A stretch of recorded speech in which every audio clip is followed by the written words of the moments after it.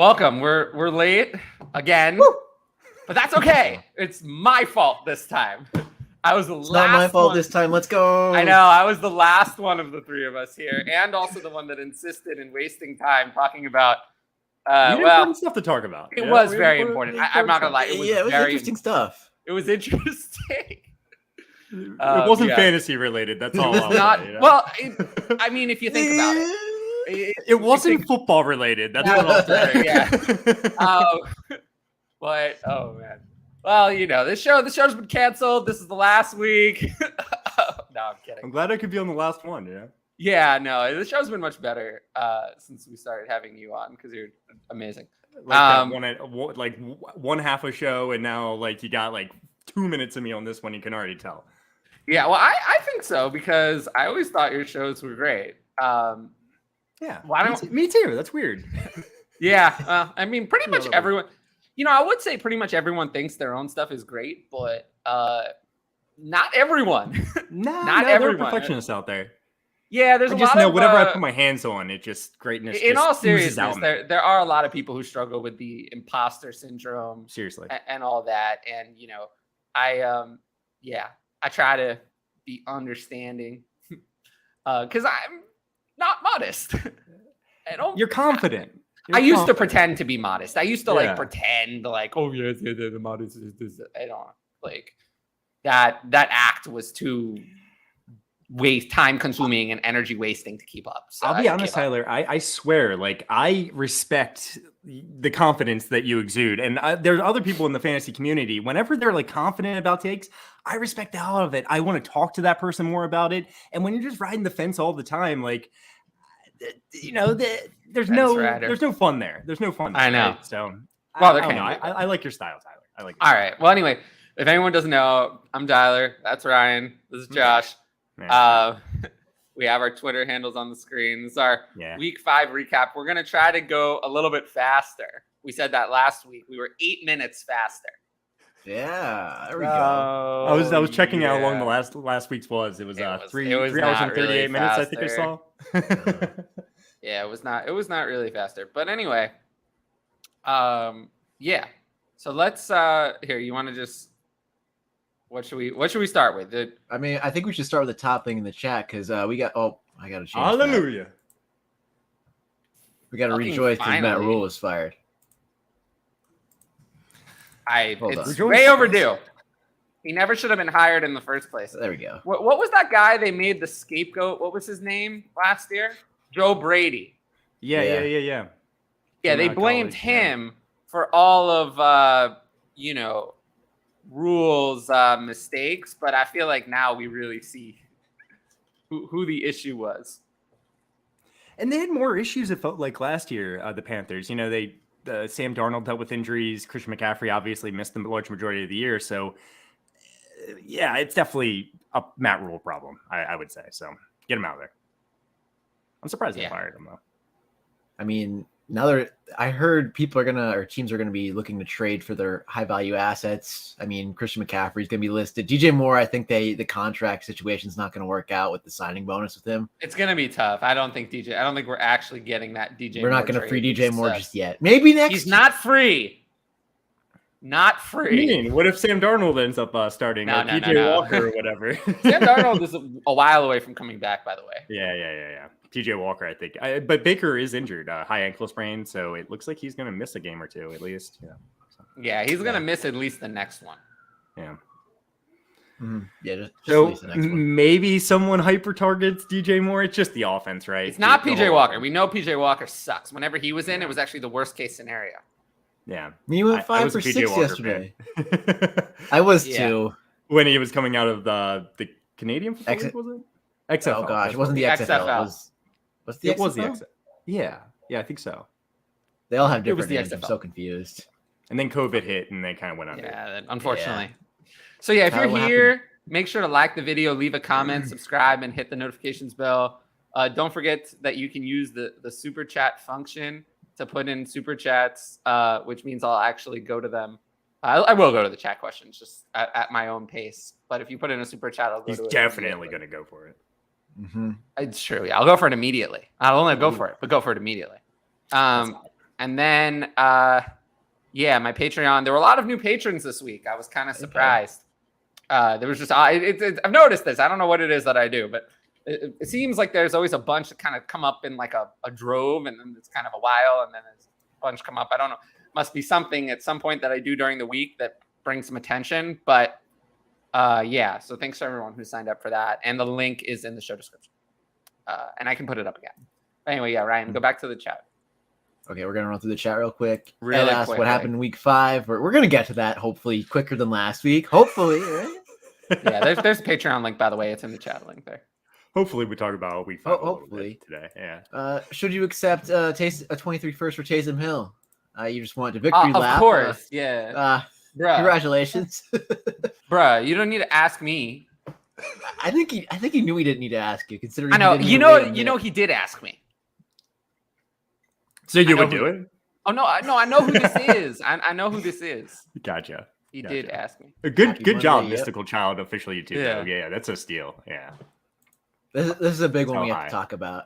Panic mode on Elijah Moore, the new I'm Winston runner. so frustrated with Elijah Moore.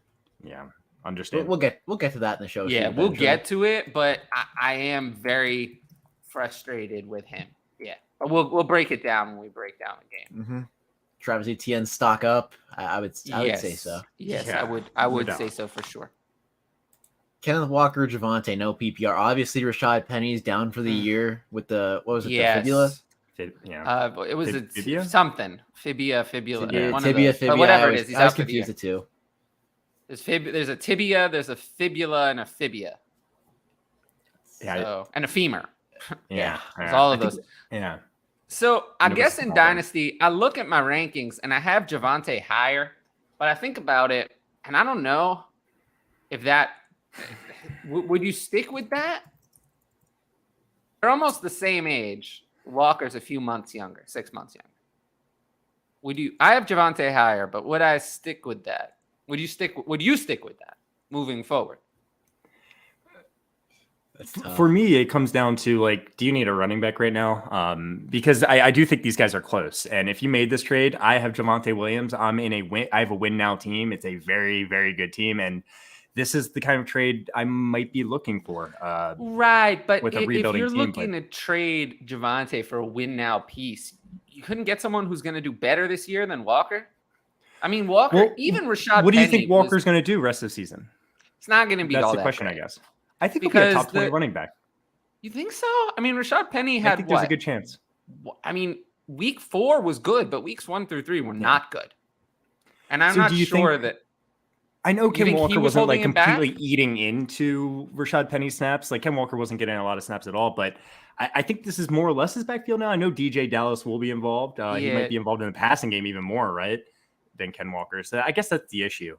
Is he going to be involved Rashad in the pass game? Penny, outside of week 2, I don't know what happened in that one, but in weeks 1, 3, and 4, it was very consistent. He played either 68 or 69% of snaps. Yeah. You think Walker's going to get more than that? I think he's going to be 70 I- plus? Almost nobody is. I would say, Almost yeah, right around nobody that. is. Pete I mean, Carroll does love DJ Even Dallas. Dalvin Cook is like Yeah. 70.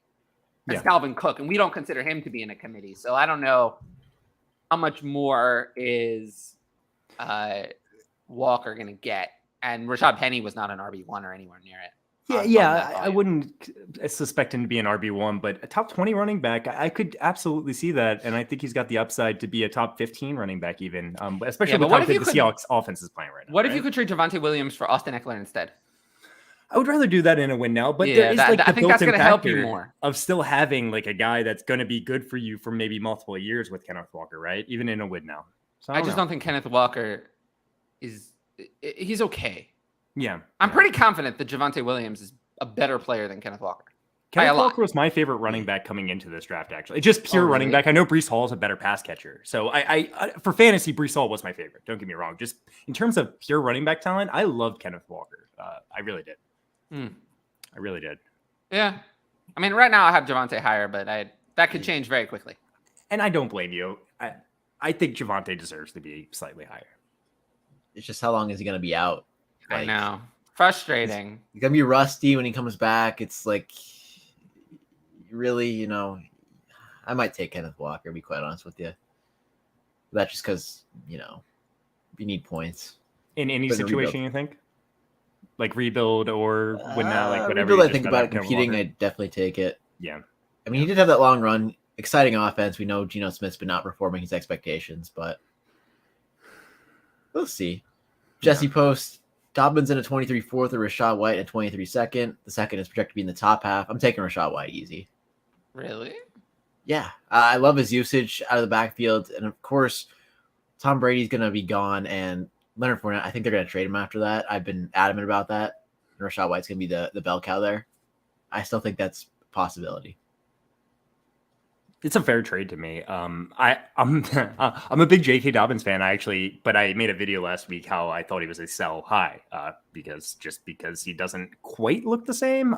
But he only got 8 carries last week. I still think he's the best running back on the Ravens, and he'll have big weeks ahead. I think I slightly lean Dobbins, but it's a fair trade in my opinion.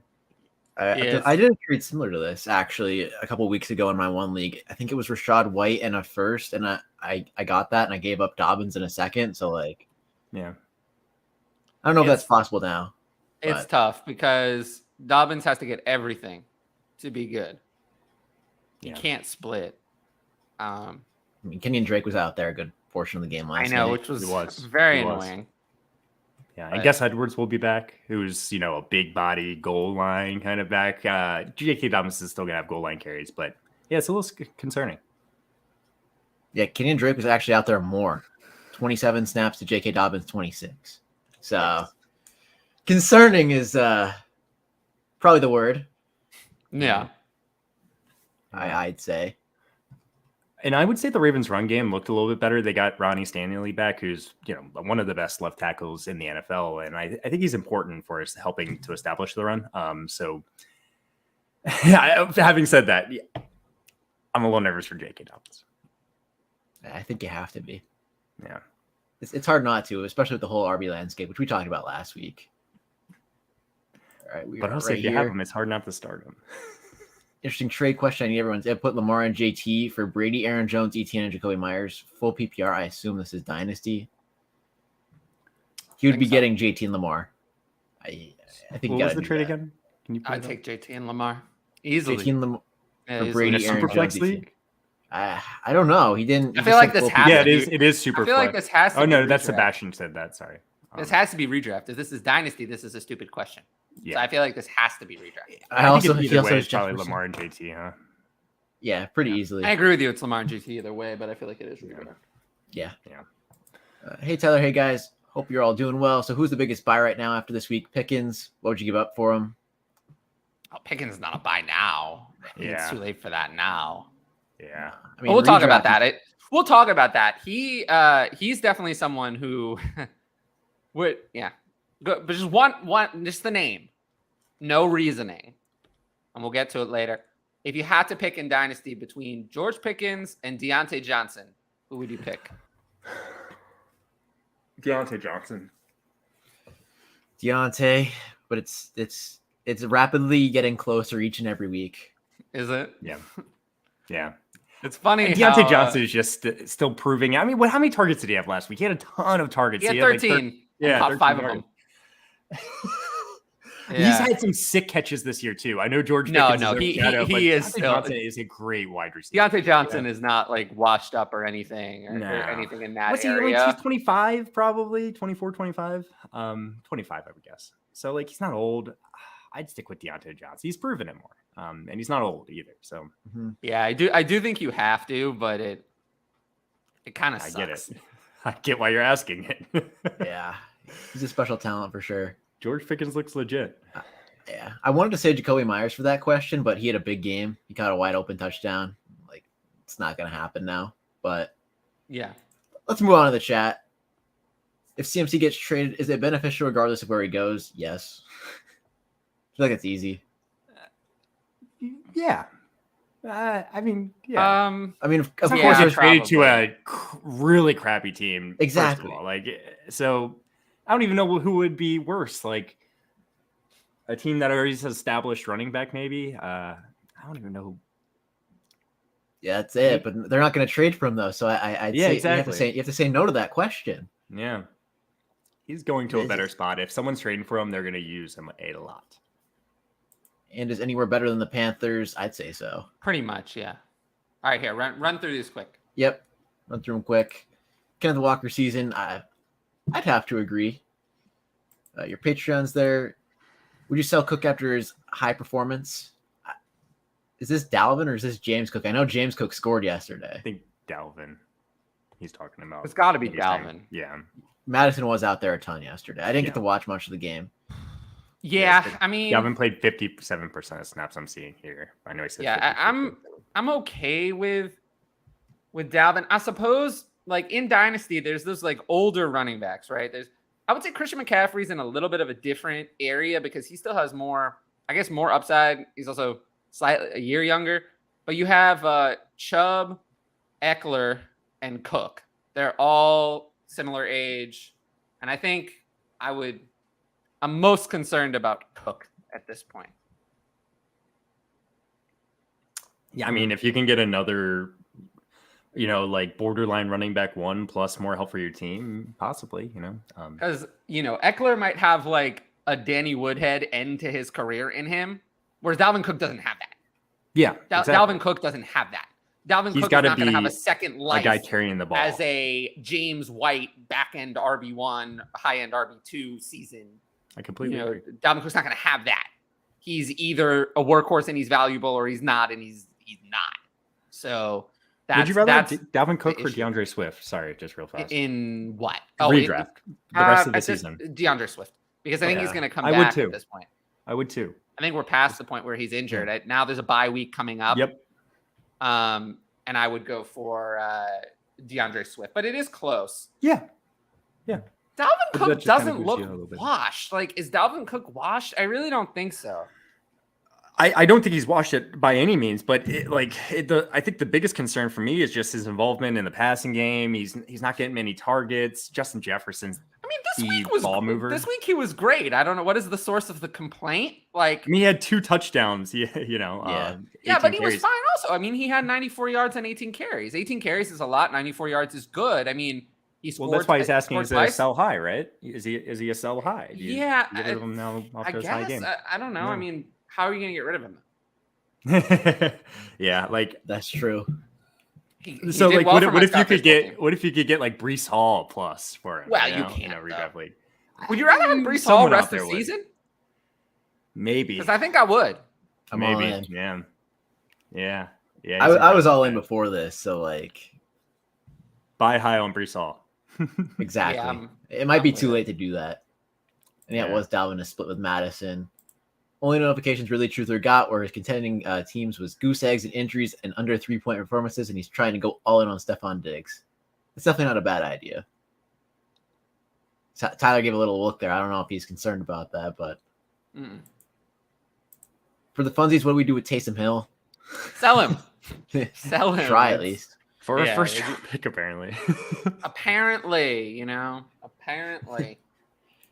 Is Christian Kirk a fraud? Only 3 targets. We'll get to that when we get to the game.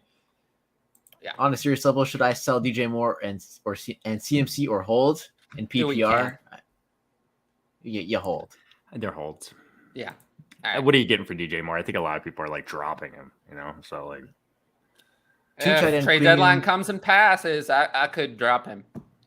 Although, who's better on waivers? Probably nobody. So he's probably one of those players where it's like, I don't think in redraft you're going to get to the point where there's going to be enough receivers on waivers where I'm going to drop DJ Moore for a receiver.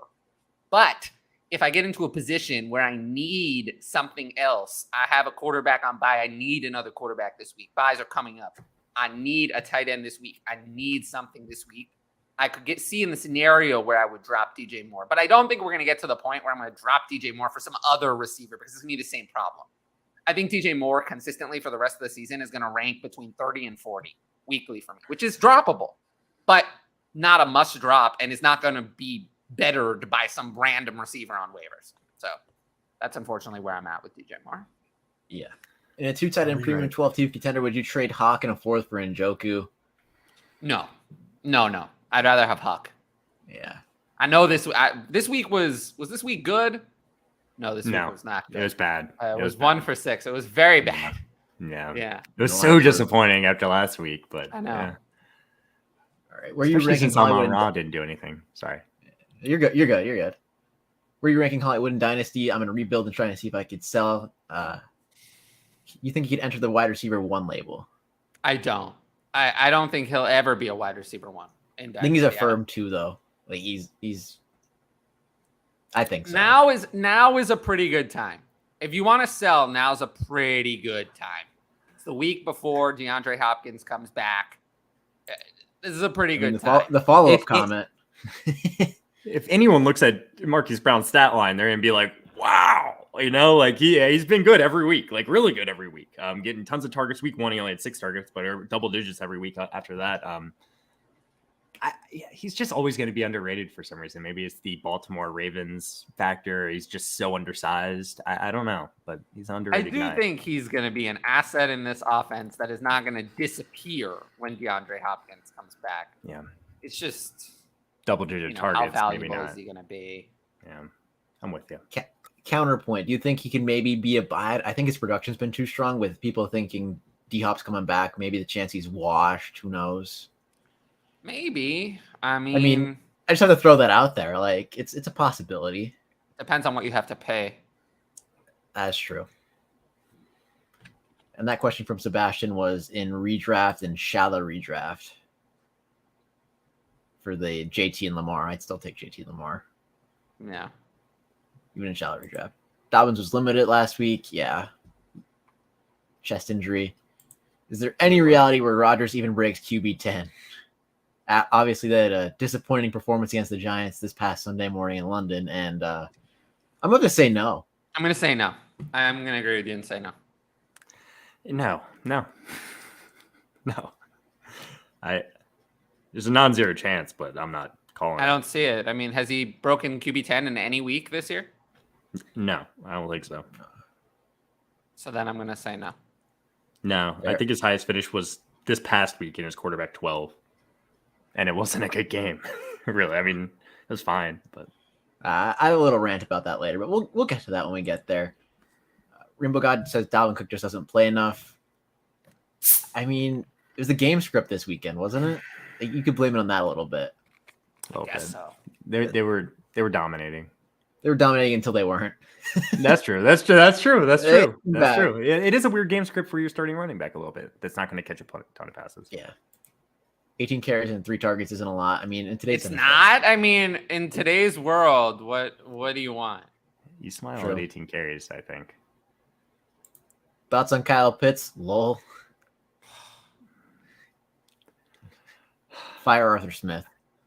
That's my thoughts on Kyle Pitts. They're winning game, or they're like kind of doing well though. That's the thing. Like that's why I keep saying like. Yeah, but they're the Falcons. They never actually win, no matter how close they win. get. Is that the thing? Like, and they're playing. Did you see that Mariota this week? Is horrible. Playing San Francisco next week. Yeah, I don't. Are we starting Kyle Pitts next week? No, I wasn't starting him this week when I thought he was going to play. Yeah, so that sucks. That's what we think about him. I don't want to start him, so. I forget where it was, but I think Arthur Smith limited his route participation for Drake London with Kyle Pitts out. So, like, I should bring that one up. And then BJ says Wentz looked good. He did? I mean, he looked all right from what I saw. He looked all right. I mean, Damien Brown, that's going to be the big talk of the week. 2 long catches. Obviously, when I feel like people are going to spend all their fab on him. And then he's just going to go right back to irrelevance. I mean, Jahan Dotson was out this week. He's ahead of Damien Brown. I agree with the second part. Damien Brown is not even relevant in any way. I'm with you. Do we have to keep starting Kyle Pitts? You already answered. You said this. it. Yeah. No. It's tough. There are probably 12 tight ends that I'd rather start over him next week. I haven't done my rankings yet, but I would assume there are. Pat Freiermuth might not play. I don't. Like I said, I didn't even have him in my top 12. I didn't even have him in my top 12 this week. I'm just like looking at the tight end landscape, and some people like Tyler Conklin, for instance, 0 points. So You're gonna start Njoku over him, I think. Probably Everett. Yeah, there's probably gonna be 12 tight ends, but Everett had a bad game too. But yeah, he's more consistent. It's gonna be hard to start Kyle Pitts next week. Would you send a 23 first for Ken Walker on an RB needing competing team, or just stick with streaming running backs? I would do that in a competing team. Yeah, I mean, Kenneth Walker was like the second overall pick in this last draft, and this is going to be a late first round pick. It sounds like semi-late at least. So you need a running back. I would do this. Yeah, I would too. I mean, the 23 class is kind of, I mean, at least in the Discords, have kind of disappointed some people with the expectations were so lofty. I mean, some people like Bajan are obviously doing insane things, but yeah, the wide receivers of that class haven't looked all that great this past week. So like, no. And then the quarterbacks, Bryce Young's hurt. CJ Stroud's obviously killing it, but what's beyond that? So yeah, I'd rather have Kenneth Walker than a late 23 first. I tend to agree with the guys that I like creeping up in the mid first. BJ said that was sarcasm, and I should have known. Wentz looked good. Okay. I was like, okay, it didn't look good. Okay. You put up some fantasy points, I guess. He did. And then Rainbow God said, wow, to the Pitts, not starting Pitts every week. But I think this is the quickest, at least, I could have gotten us into the show sheet. And good job, Brian. Good job. I appreciate it. But I didn't replace the memes. I don't know if you got the show sheet for Denver, Indianapolis. I just put 2 memes in there because the game was so bad. Yeah. I actually haven't even looked at the show sheet. you don't need to. I mean, it's just 2 memes saying how bad they are because, oh my goodness. Did you watch that whole game? Did you subject yourself to that whole game? Around halftime, I have my Xbox. I have like a setup where I have like a big TV and then I have like a smaller TV and I have my Xbox set up with it. So I watched half the game. At halftime, I was like, man, this is hard. So I started playing Xbox. So like for the entire like second half, I was playing Xbox and watching. So it was difficult. It was difficult to watch though. You were somewhat freed from the madness. Yeah. It felt nice. I was only half paying attention. I was fully attentive for the whole thing. It was brutal. You had to turn to Twitter. Twitter was fantastic though that whole time. But I think we have to start with Denver and how bad Russ has been the whole season. And by the way, they have another primetime game next week. I have to throw that one in there. They play the Chargers on Monday night. But are we out on Russell Wilson finally for good? So here's the thing: like it just came out, I think yesterday or the day before, maybe that Russ has a lat injury, like a lat injury near his throwing shoulder. So he's been dealing with that the last couple of weeks. It says it's going to take at least a couple of weeks to heal, I believe, if I remember correctly. He's going to play through it like he has been until he's healthy. I'm out on Russ. It's really disappointing. At least Cortland Sutton's still producing somewhat, So you have at least some kind of weapon on that offense. Melvin Gordon was a.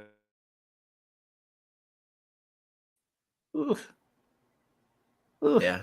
I don't know. I mean, it's tough when your QB puts up 9 points with 2 interceptions and 274 yards. And obviously Jerry Jeudy is having his struggles as well. He's not been able to quite catch the ball. He kind of saved his fantasy day in overtime with that long bomb. But I mean, I think you can only start Cortland Sutton at this point, like going forward. Again, I just know that there's a lot of teams that are running back needy out there. Melvin Gordon getting his 15 carries, 3 catches. I think he can still be started. They played a tough Colts defense. Who's Denver playing next week again? You said it. It was a pretty good team. The Chargers. I think you could start Melvin Gordon. I mean, it's bye week time. Like, shit happens, right? I think Henry's on a bye next week. Like, you're gonna have to start players you don't want to start. Yeah, it's Lions, Titans, Raiders, Texans next week. It takes out Josh Jacobs and Derrick Henry. It is what it is. Are we talking about the waste of time on Thursday night? Yes. I didn't even replace the memes because I didn't feel like I needed to. Yeah, the waste of time. I mean, oh man. The fact that the Colts won this game is crazy to me. Yeah. Isn't it? I mean, isn't it? It's crazy that either team won this game. Do we talk about Naeem Hines? Do we talk about that, the dark side? We didn't get into the Colts. Colts. Just got into it, yeah. All right. Like, do you know how much? So I begged people not to start Nyheim Hines in this game. And then, of course, he got hurt on like, what was the first play? Second play? And everyone was like, oh, I'm so happy that you told. And I'm like, given the fact that he was in on the first few plays, I don't think I was going to be right. Like, it looked like he was going to. He like, had a be the catch and main a part of the carry. game, but like, I don't think I was going to be right. But you ended up being. I ended up being right. And there was one thing where someone asked me Nyheim Hines or Gabe Davis, and I told them Gabe Davis, and they were like, this might be the best start sit decision you ever made. And I'm kind of like, it's like 0.3 or like 36. So it's up there with the biggest differences of any start sit decision. So I'm glad I got that one. But yeah, I recorded a short video on this channel. It was one of my most viewed shorts ever, actually. The most viewed one was a Michael Pittman one, and then there's a Jalen Warren sleeper video, which actually worked out kind of well. But this was the third most about Nyheim Hines and his prospects on Thursday night. But we'll never know. We'll never know if I would have been right. I mean, BJ saying he was in for a monster night, but we don't know that. We don't know that. Yeah, we we saw don't know. nothing. I mean, he had 1 carry for 3 yards and 1 catch for 5 yards. So it could have been a monster night. It could have been. We saw how nothing. bad those offenses were too. So like, yeah, the offense was terrible. Maybe it would have been a little bit better with Hines in. I mean, we know that we don't even know what the Deion Jackson, Phillip Lindsay plan was, really, do we? We know Deion Jackson was ahead. But Phillip Lindsay was brought up from the practice squad, right? So yeah. There's but there were some people talking about how Phillip Lindsay, it was a kind of thing where they have this sometimes where the RB3 really is there to play special teams. And they have someone on the practice squad who doesn't play special teams, but is actually better.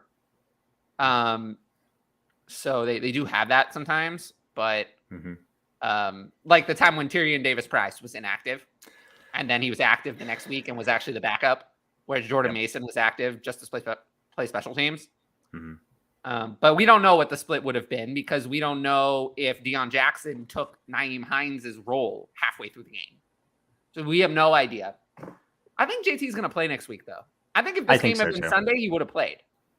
Yeah. I think they would have forced him out. It wasn't announced out until like maybe Wednesday night, like early Thursday. There was talks about him possibly even playing on Thursday. So yeah, I really do think if this game had been Sunday, he would have played. I agree. So I think he plays next week. And then you obviously can't start the other guys. No. But it's the Colts, I feel like it's kind of like, you know, the running game, there's nothing to talk about because the two guys we care about didn't play, and they're going to come back. And then Matt Ryan sucks, and we know it. We have to mention the wide receivers, but good news is they're paying him $35 million guaranteed next year. That's great news if you're a Colts fan, especially. They're going to enjoy that contract, though. It's going to be very, very good. I think so. Hey, at least it's better than the other one on the other side of that game. Like Mr. Limited. Mr. Limited. He was very. Oh, one last thing from the Colts. Alec Pierce. Yeah. Alec Pierce. Michael Pittman, I do think, is slightly overvalued. I have come to a conclusion. Because I think he's more of a. I don't want to say he's a pseudo one. I think he can be a one, but he's not. You know, I guess there aren't that many ones really in the NFL these days. Yeah. But he's not a like. I'd rather have DK Metcalf in Dynasty, for example. Wow. Because I think DK Metcalf is a lot better. I think DK Metcalf does everything Michael Pittman can do, and is freakishly athletic. Whereas Michael Pittman just doesn't have that. There's something that he does not have. It's the difference between, I don't know, difference between like Julio Jones and like the discount version of that.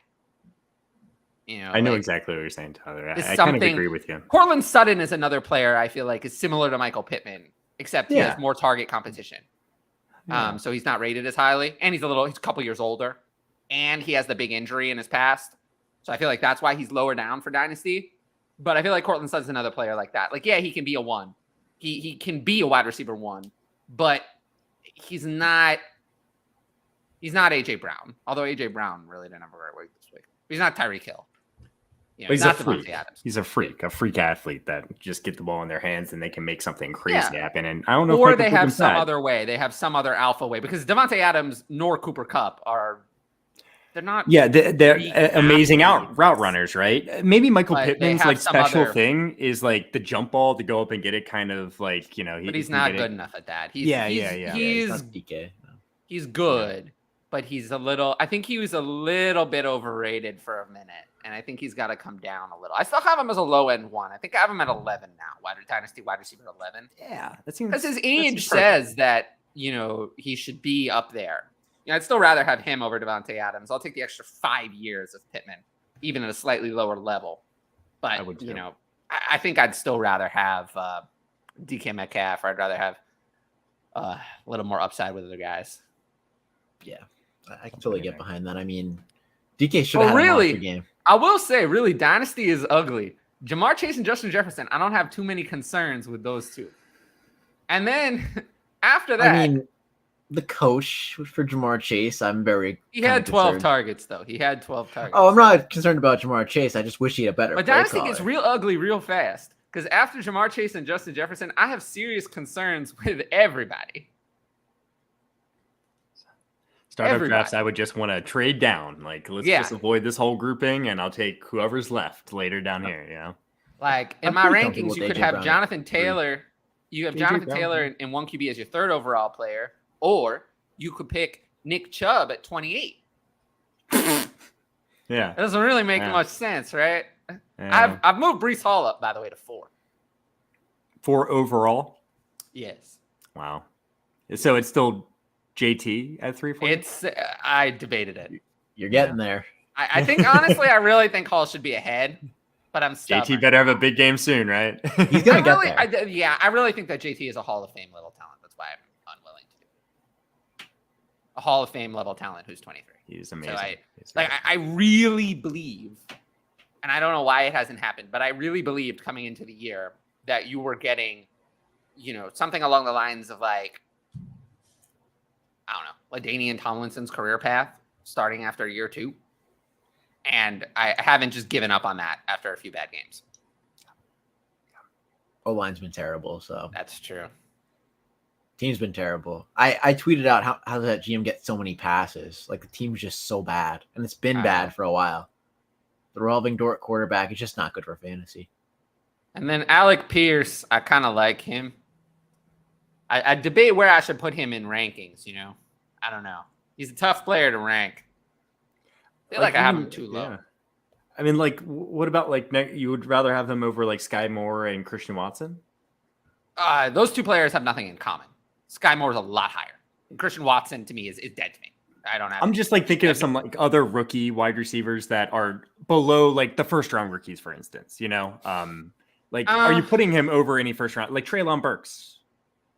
I still have Treylon Burks pretty high. Yeah, me too. But all Sky Moore is a consideration because I really think the Sky Moore time is coming very soon. Could be tomorrow.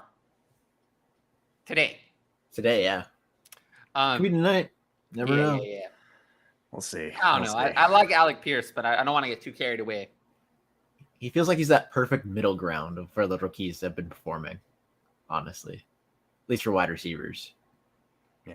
Yeah, but if you got in at his DLF September ADP price of 156 overall, you're really happy now. I liked Alec Pierce a lot coming into the NFL. Yeah, so did I.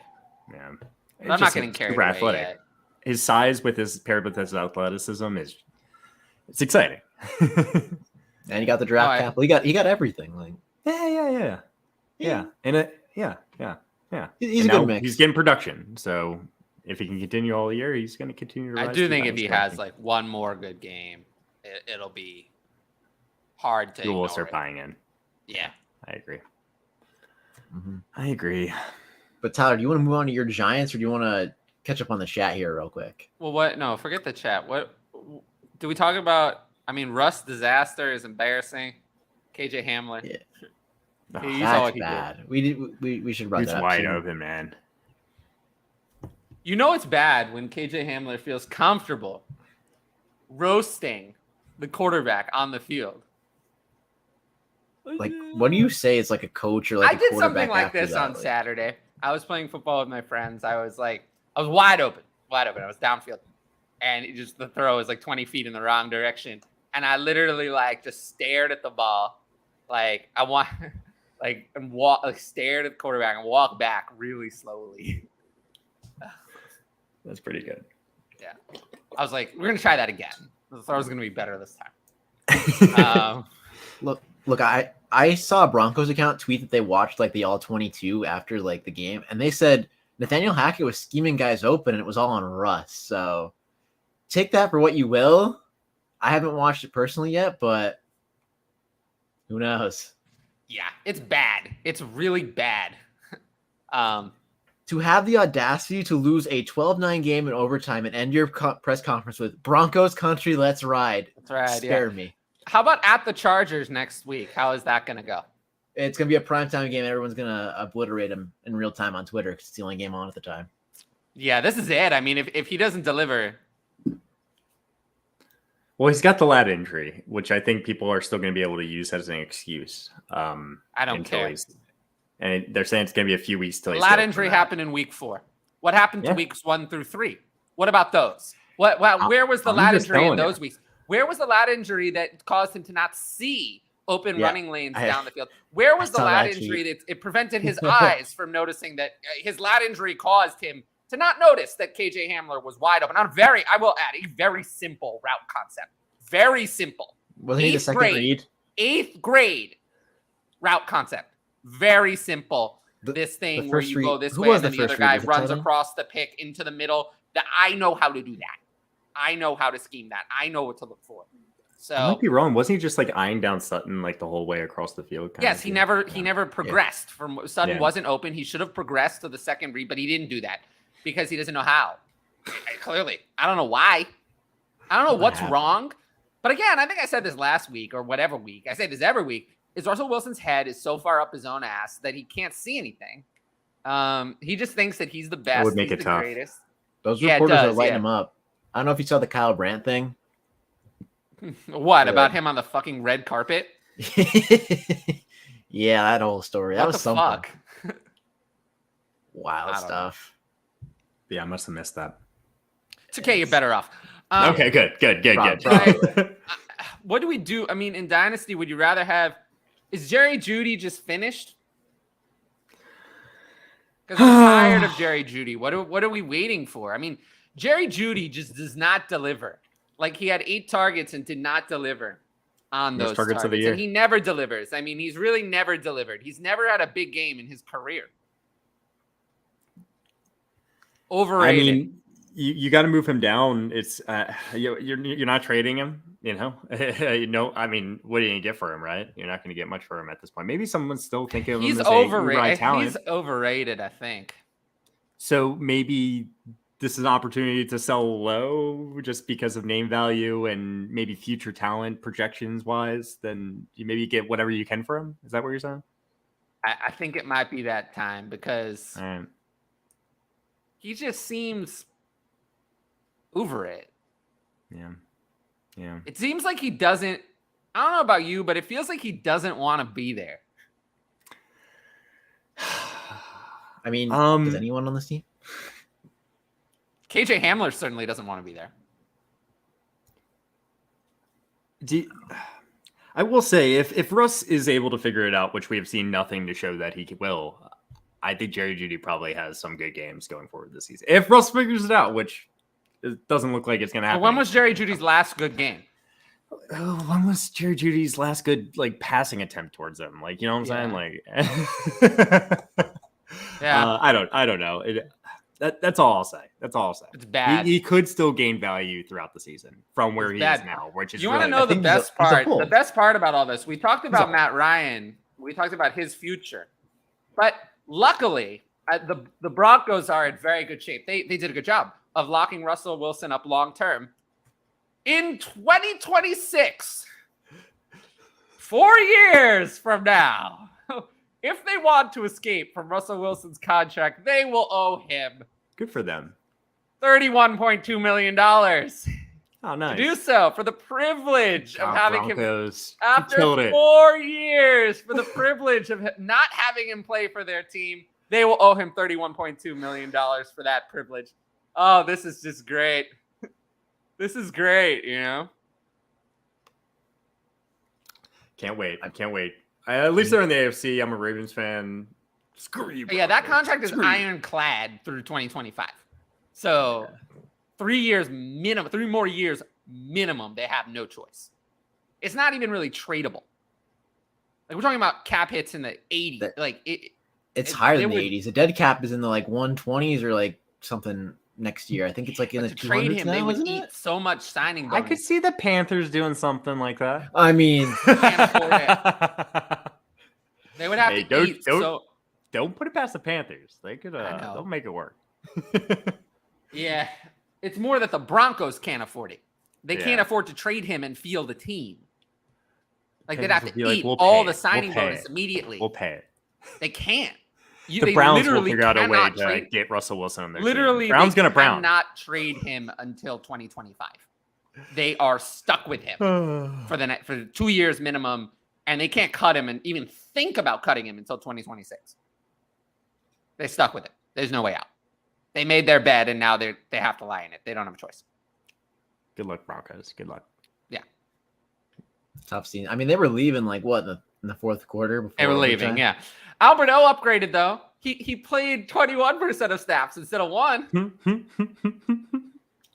Yeah, he was still the 4th tight end in the rotation, and Eric Tomlinson played ahead of him. I'm not familiar with him. There's Eric Salbert. Yes. Had a pretty good game. And an Andrew Beck, whatever that is. An Andrew Beck. Yeah, whoever that is. Let's go. Yeah. Also, the Colts coming back. The Colts need to correct this. Paris Campbell, 92% of snaps. Alec Pierce, 59% of snaps. That needs to change. No, they do not. And for one reason and one reason only. So I keep betting Paris Campbell's unders and making money. It's the easiest bet in the book. Every week. Weren't you the original Paris Campbell truther? Yeah, and now I'm making money off of it. So okay. Have any of your takes come up on the Receipts channel? I forwarded them one of my takes and they didn't post it. Maybe I tried. Maybe if I send it to them, they'll post it. This was Ryan's. I said, and he pumped up Paris Campbell so he could be betting on him in the future, just taking the unders. You know, exactly. Good job, Antonio Gibson under, Laviska Shenault under. Look at these parlays. I'm rich. I was high on but you turned down my challenge you turned down my challenge to bet against you. The people should know. Yeah, I've been free cash recently besides Paris Campbell. So yeah, well, see, you were afraid. That's what happened. The people should know. Back to the receipts thing. We can get back to that. I said that I had Robert Woods over Cooper Kupp in redraft last year, and they didn't post it. But you also said, I mean, we could just look for it. Why don't we search Ryan Pros _FF Antonio Gibson? Why don't we look for that one? You know, I think that'll be good. It will be good, but I got out of my shares. It's funny. I must not have any bad takes because all the receipts they ever post for me are not fantasy related. They're all about how much of an asshole apparently I am. But that's okay. Everyone knows that I'm an asshole. We're just learning it today. Come on. Do I seem? I'm nice. Again, I would just say confident. You know, I think that's the better word. You know, I can be. You know when you're right. I can be a little bit of an asshole. You know when you're right. You know, I always just say I'm very much a mirror. You get in what you put it. You get out what you put in. People who are really nice to me think I'm really nice. People who maybe aren't the nicest probably think that I'm an asshole. Just shut up. Just shut up. Like. Go fuck yourself. We're off the rails. Yeah. No, we're good. We're good. I love it. I love you, man. All right. Well, Broncos. We're gonna clip that. Colts suck. What else we got here, right? Yeah. Let's get into the Giants. You're a lot more feisty on this show than I remember from watching your other shows. I could be feisty. Watch out, man. Hey Tyler, can you guess who led your team in snaps at the wide receiver position? Darius Slayton. It was Marcus Johnson. Oh. Funny, Marcus Johnson is used to be one of my favorite players to add and drop from waivers. I think it was in 2020. I would add him and then drop him when he was on the Colts. I would add him and then drop him. Where were we in the chat? I really am not had my A+ game today. Let's see. I think we were right here. That was sarcasm. There? Yeah. All right, I got you. No, no, he's not top 10, but I'd say he's around 15. He's not top 10. He'll be a borderline top 12 quarterback, I think, week in and week out. Because you saw with Jared Goff what happens this past week, when a quarterback who's not actually good, sometimes you have a real shit show. Mm-hmm. So it could be, and Geno Smith, I think we know I think Jared Goff is a better quarterback than Geno Smith.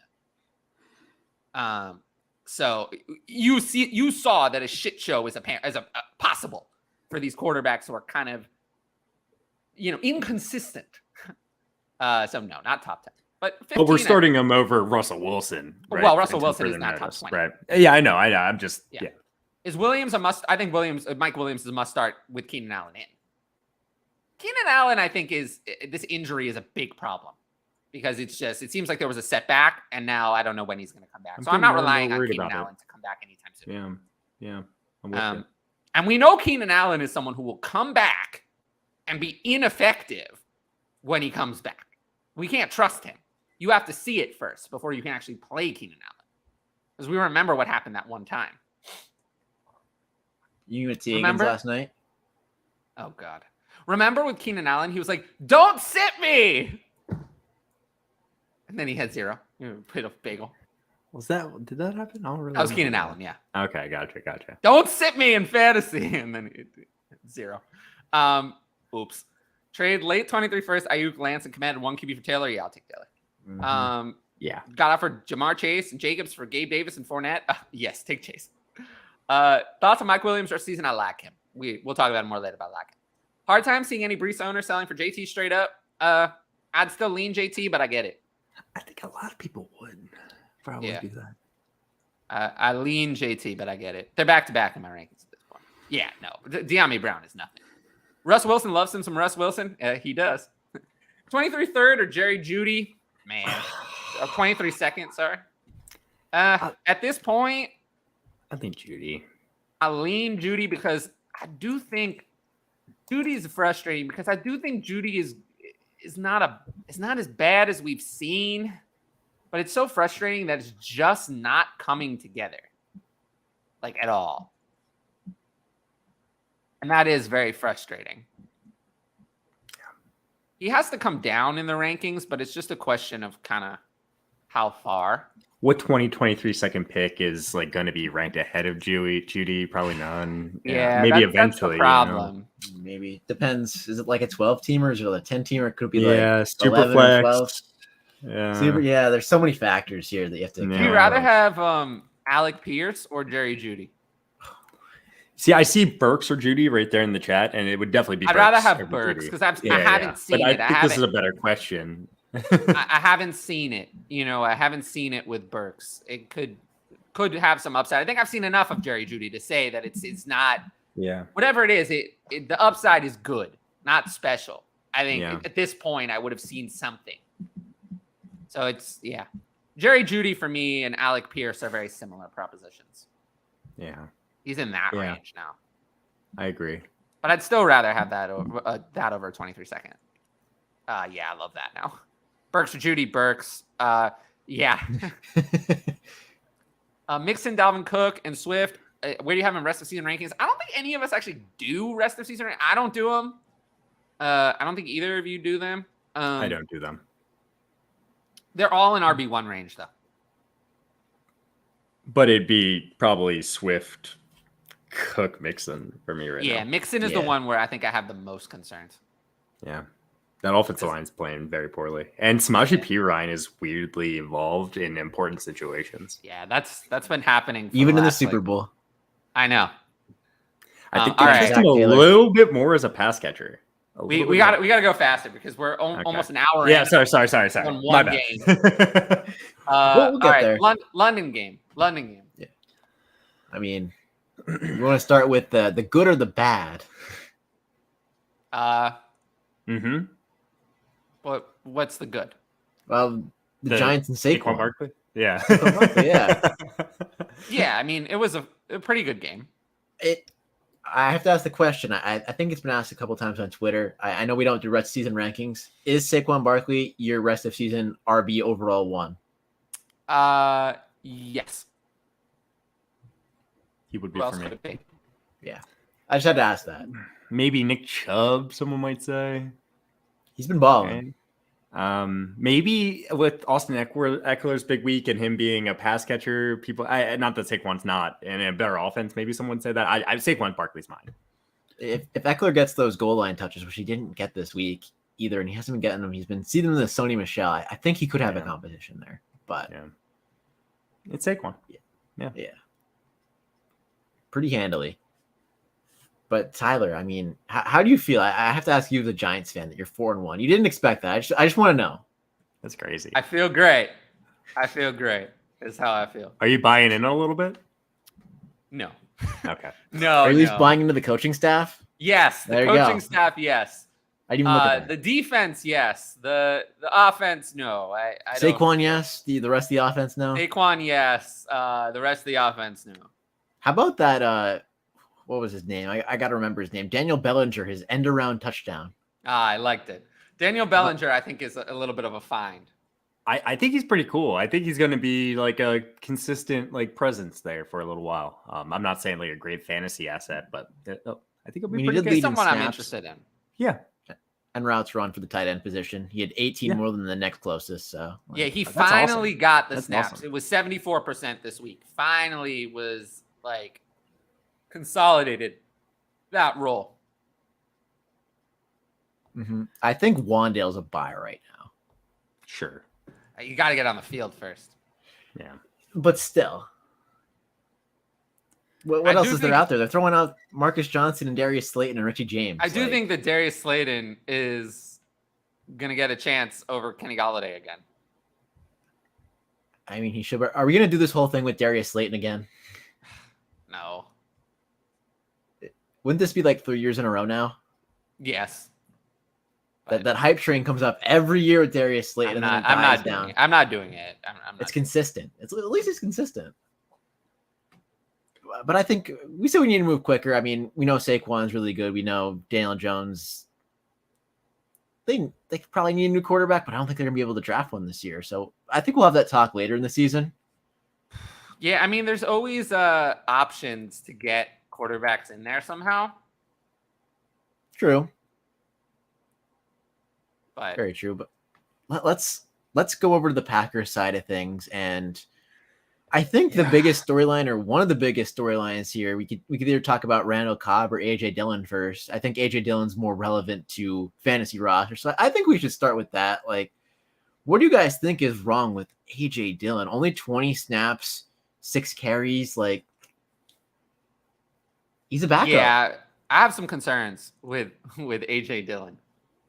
He really didn't, he wasn't out there as much, and I don't know, man. I'm worried. Are you worried? Because I'm pretty worried. I'm worried for the whole Packers offense personally. I mean, that's also true.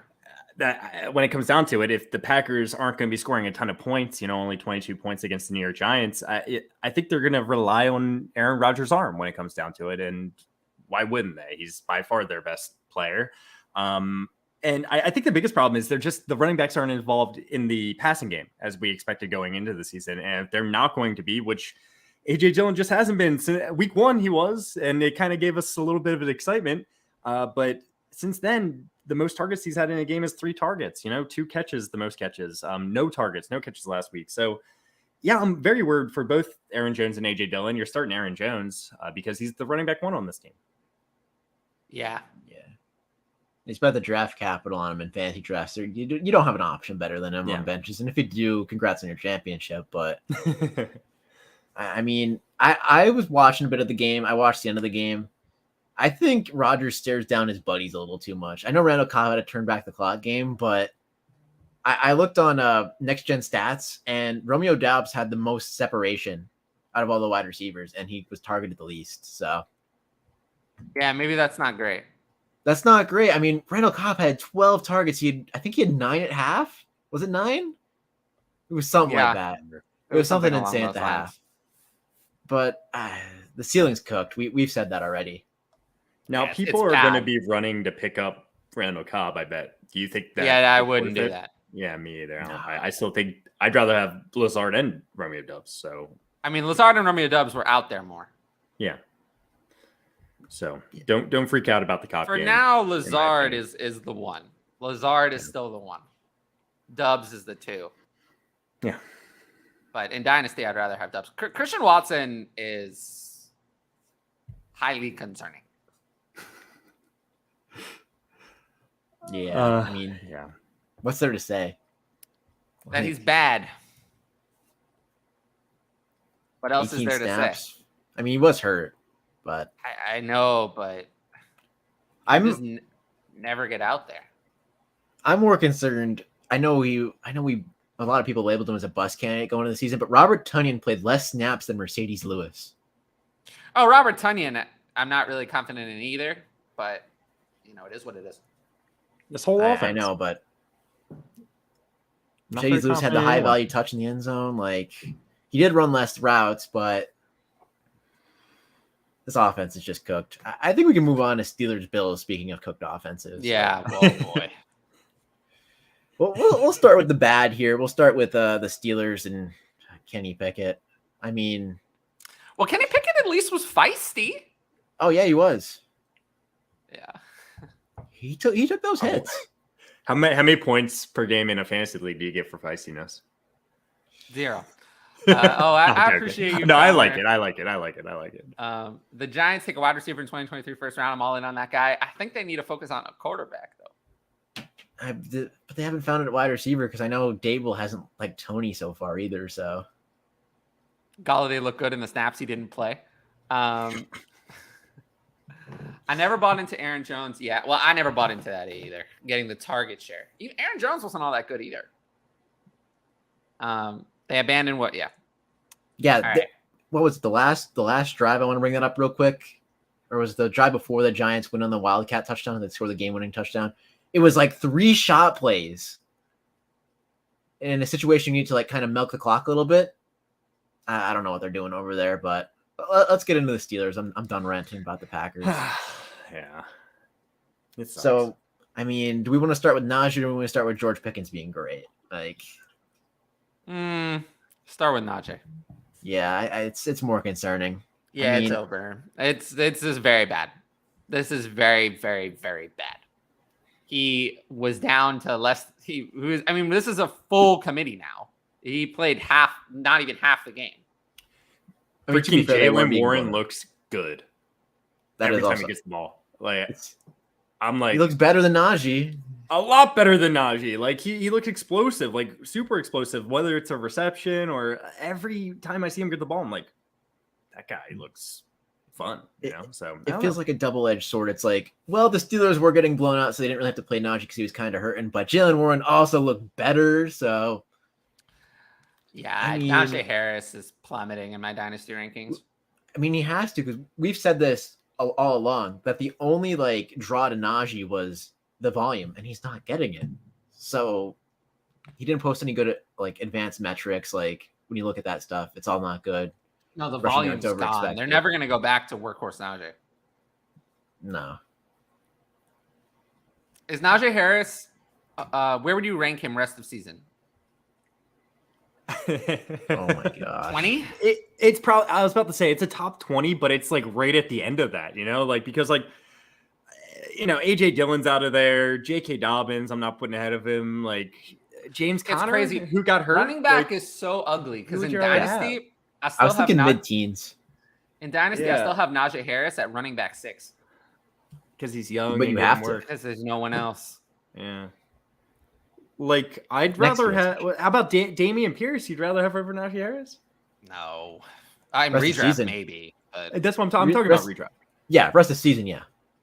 Rest of season. That's close for me. That's how kind of gross it is. I'm I just saw worried something about like Damien Pierce had though. the most broken tackles like ever recorded in a game by Pro Football Focus this last week, or something like that. I do like Damien Pierce, but I am worried. whenever you get a guy with that kind of draft capital, it sometimes doesn't. It doesn't last. That's why we're saying rest this season. Yeah, not in Dynasty. Not Dynasty. We're saying rest this season, and he's taking away those.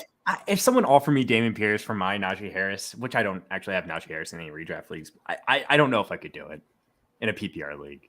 I don't know. If I could. I mean, Damien Pierce is. We'll get to that, but he's taking away the passing work from and he looks Rex so Burkhead good. week by week. So, but we saw what happened to Michael Carter, even though he scored twice this week. Yeah. But anything else about the Steelers? Kenny Pickett was fine. Yeah. I like it, the future for Kenny Pickett. We'll put it that way. I think he's showing, especially if they add some high premium offensive linemen, because they do own the current second overall pick in the draft, I believe. Right now, I know it's really early, but they could add someone to protect him up front. I do want to ask one question about George Pickens. If we had, let's just say, dynasty rookie drafts today, where would you take him in the grand scheme of things? I'm still taking all the first round wide receivers above him personally. And that might surprise some people. And I think some people have flipped the switch there a little bit. Personally, that's still what I'm doing. But he's right there in that tier at the end of the tier for me of those wide receivers. It's a little higher from where he was going. He was going around the 111, 110, 112. Yeah, maybe slip in the second round, I think, in quite a few leagues too. But I'll still take Garrett Wilson. I'll still take Treylon Burks. I'll still take even Jahan Dotson, definitely not. That's really? a toss-up. No. I would Treylon Burks has only been bad. Why would I want bad over someone? The draft capital, it's great, but it's it doesn't matter as much at wide receiver. I would take those guys personally. Has Treylon Burks looked bad, or has just the team been bad? He was bad in camp. Took a while to get started. Didn't do anything. But he was looking better. The injury just so it's all been bad. I mean, Treylon Burks has shown you nothing. Zero. Nothing good.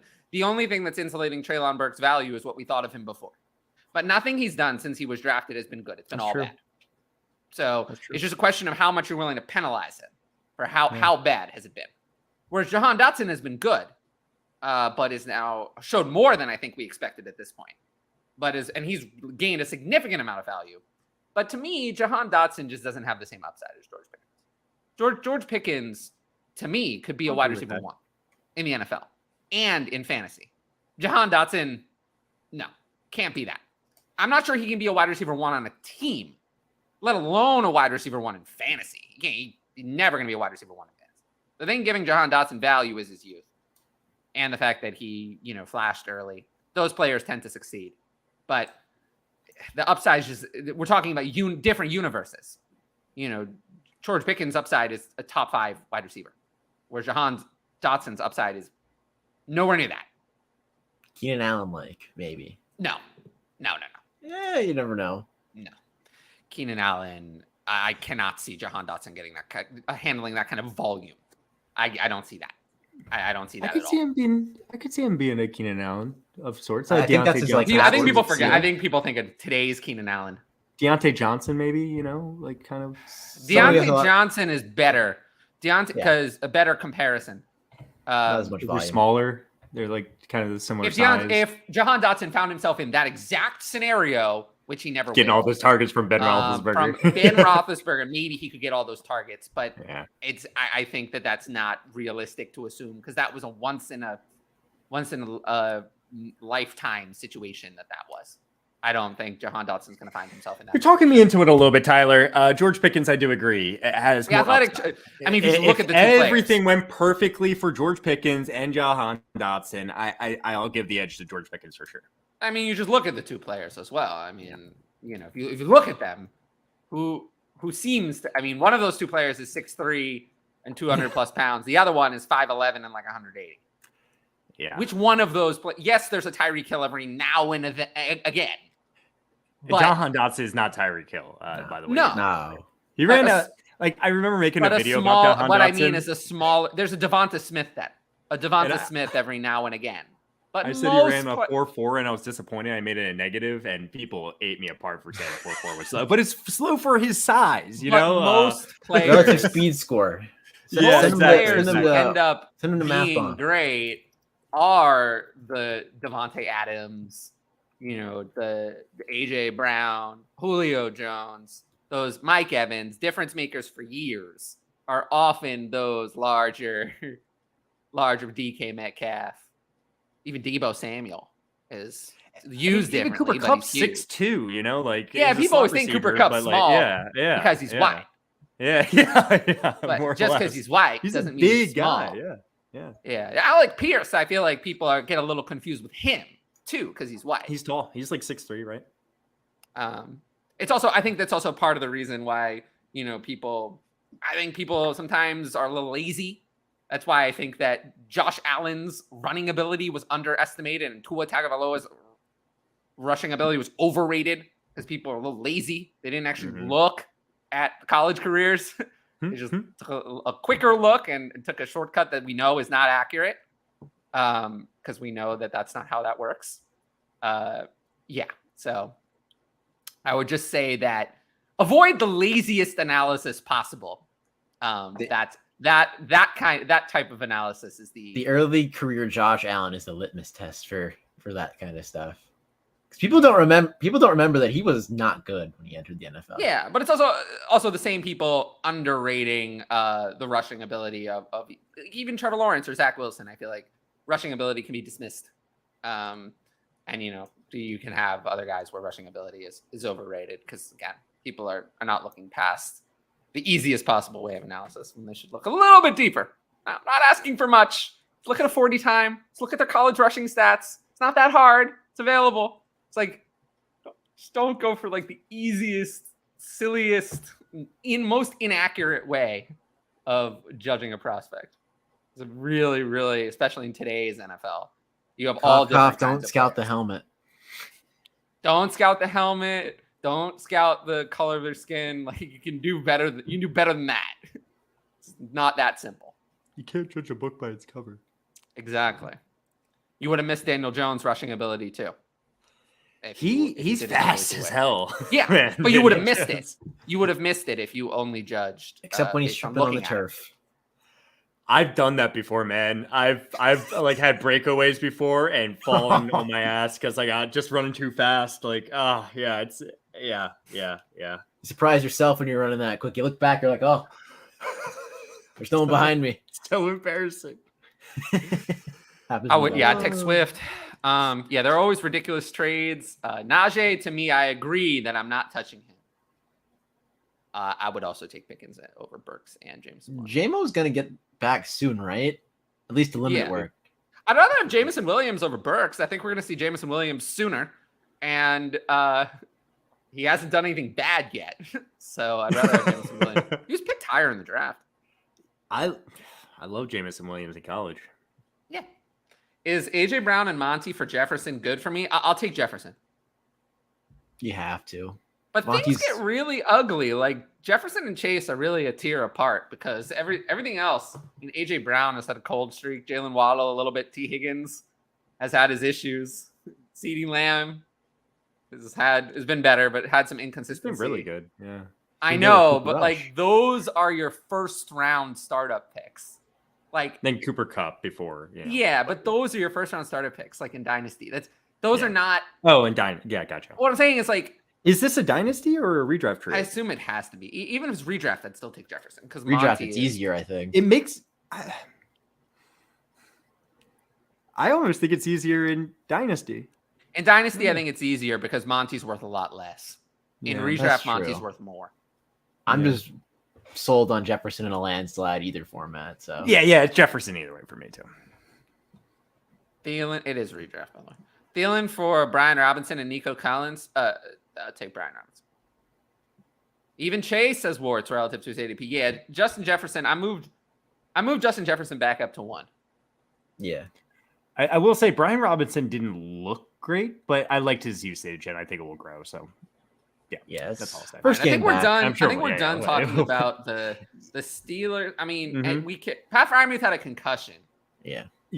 But I don't know if that's big news or something. You hold on to him through the bye? I would. In redraft, I try to. If you need the spot, you can. Yeah. If you need the spot, I don't think you have to. I would try to. Yeah, I mean, most redraft leagues have IR spots, or at least mine do. So Yeah, if you need it though, Yeah, I guess you probably can't drop a drop bull. him. I would Tight rather end is not. so ugly. Yeah, I know.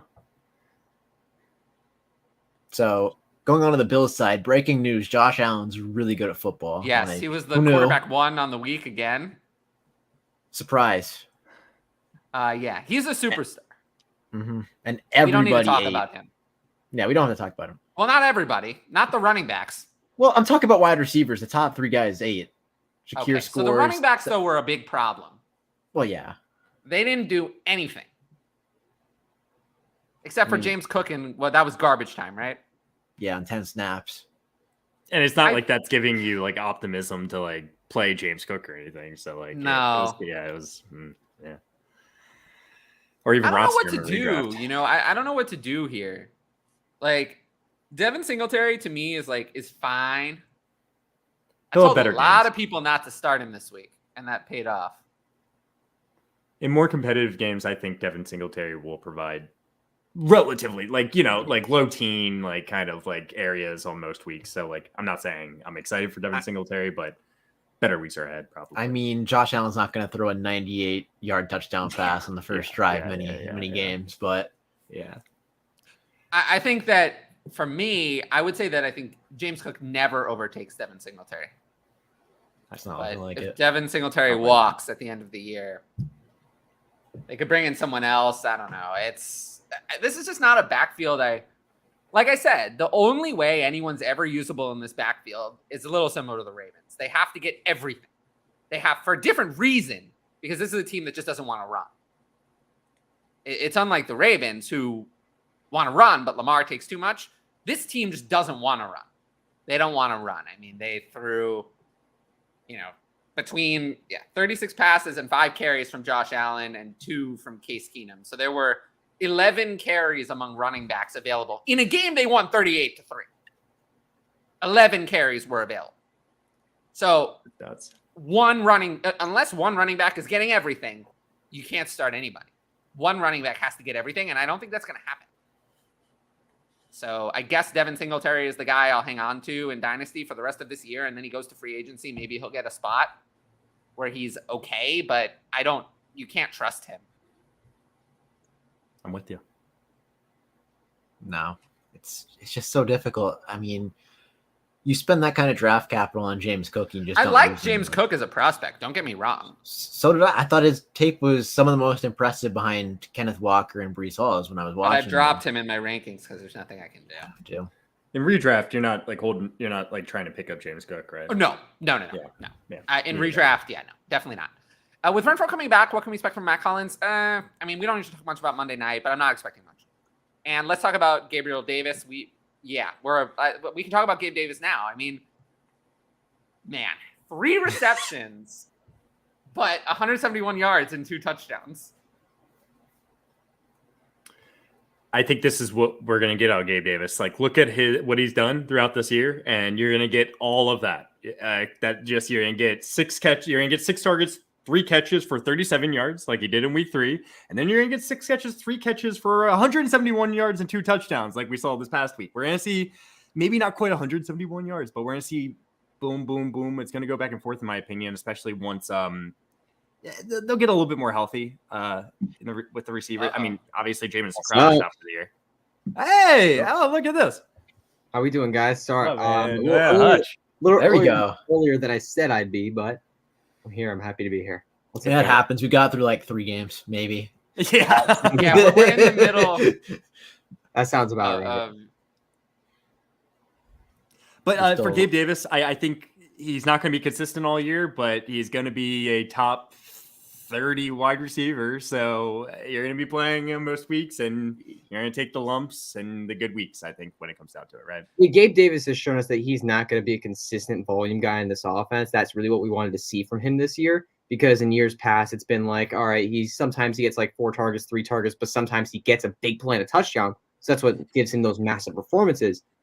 But we're not going to see that volume consistently. It's been very clear this year that he's not going to be a consistently used part of this offense. It's going to be shuffled around between a lot of different guys throughout the year. So Gabe Davis is going to have games like these where he has a catch for an 80-yard touchdown. Like he's going to have some of those games where he has a big play and a touchdown, but it's not going to be consistent or trustworthy. Can I interest you in Khalil Shakir? I think Isaiah McKenzie is going to be involved. Honestly, I think outside of Stephon Diggs, I don't see any Bills receiver or tight end being a trustworthy, consistent option when it comes to volume. These guys are just going to go off every week. One of them they're going to have a good game, or it's going to be none of them have a good game. It just really depends on how Josh Allen's playing, if Stephon Diggs really took over the game or not. Like that's really what it is. Yeah, with you, man. Mm-hmm. I want to go back to the question about James Cook with the ADP and rookie draft was inflated due to the cliff. That looks like a big mistake now with Pickens and Dotson being on the other side of that cliff. Dotson, huge mistake. And Pierce, Pierce was behind him too. Yeah, way behind. Like he's about picking Pierce in your drafts. I remember I wrote that for DLF. That was fun. A couple leagues. Yeah, I got him in a couple. A lot of my drafts are later in the year. Like a lot of my leagues I do later in the year, so he shot up. So I missed out on a little bit, but I did get him in a couple. I did get to scoop him up in a few. So, but yeah, just how it goes. Those pesky late rookie drafts. You got to have them right after the draft. Yeah. Well, I was talking like half and half probably. Like right after the draft and then closer to the season. We start pretty split up.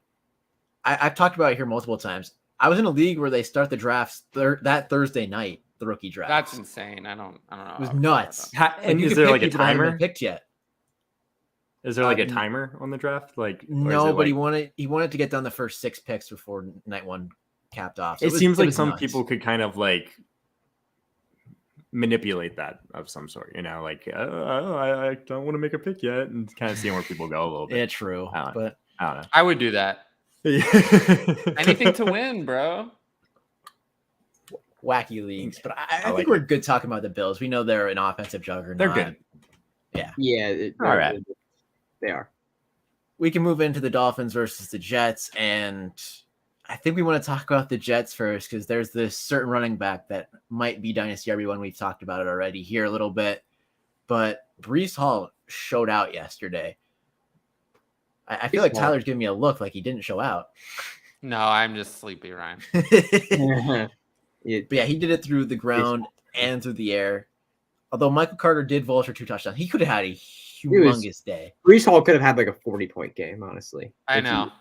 He could have had like a 40-point game if you take away those stupid Michael Carter touchdowns. But yeah, wasn't Breece Hall stopped on the 1 yard line on both of those? Yeah, like touch. Yeah, he was stopped on like the 1 yard line twice, and Michael Carter got and scored. Yeah, absolutely nuts. But he almost posted a 100 game. He was 3 yards off on the ground from posting 100 through the air, 100 through the ground. 2 catches, 100 yards. Like it's crazy. Yeah. He's explosive, man. We knew that. We knew, but I think it's too late for everyone to hop on the bandwagon now. Yeah, it was coming. Late. If you got him, I almost made a deal before this week, and I really wish I had done it. I could have traded my 2024 first and a late 23 first for Breece Hall. Oops. Yeah, I could have done it. I could have done it, and I regret it now.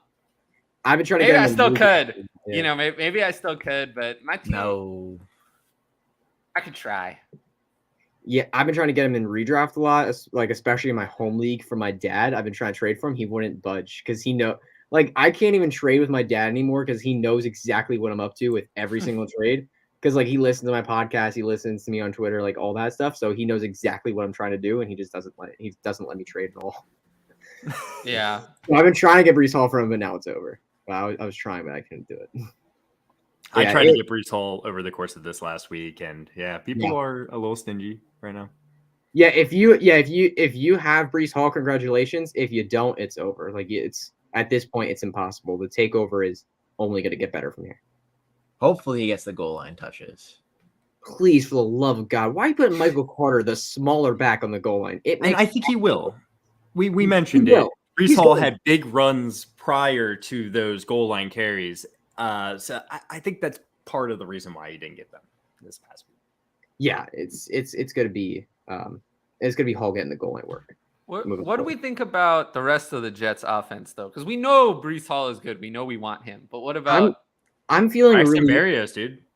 I'm really sad right now because the Jets put up 40 points and Elijah Moore had 1 catch, and I'm feeling like because Elijah Moore was like my guy this year. He was one of my guys. I had him as a top 20 wide receiver in redraft. I was all in on him, and he has So very. how about a hypothetical situation?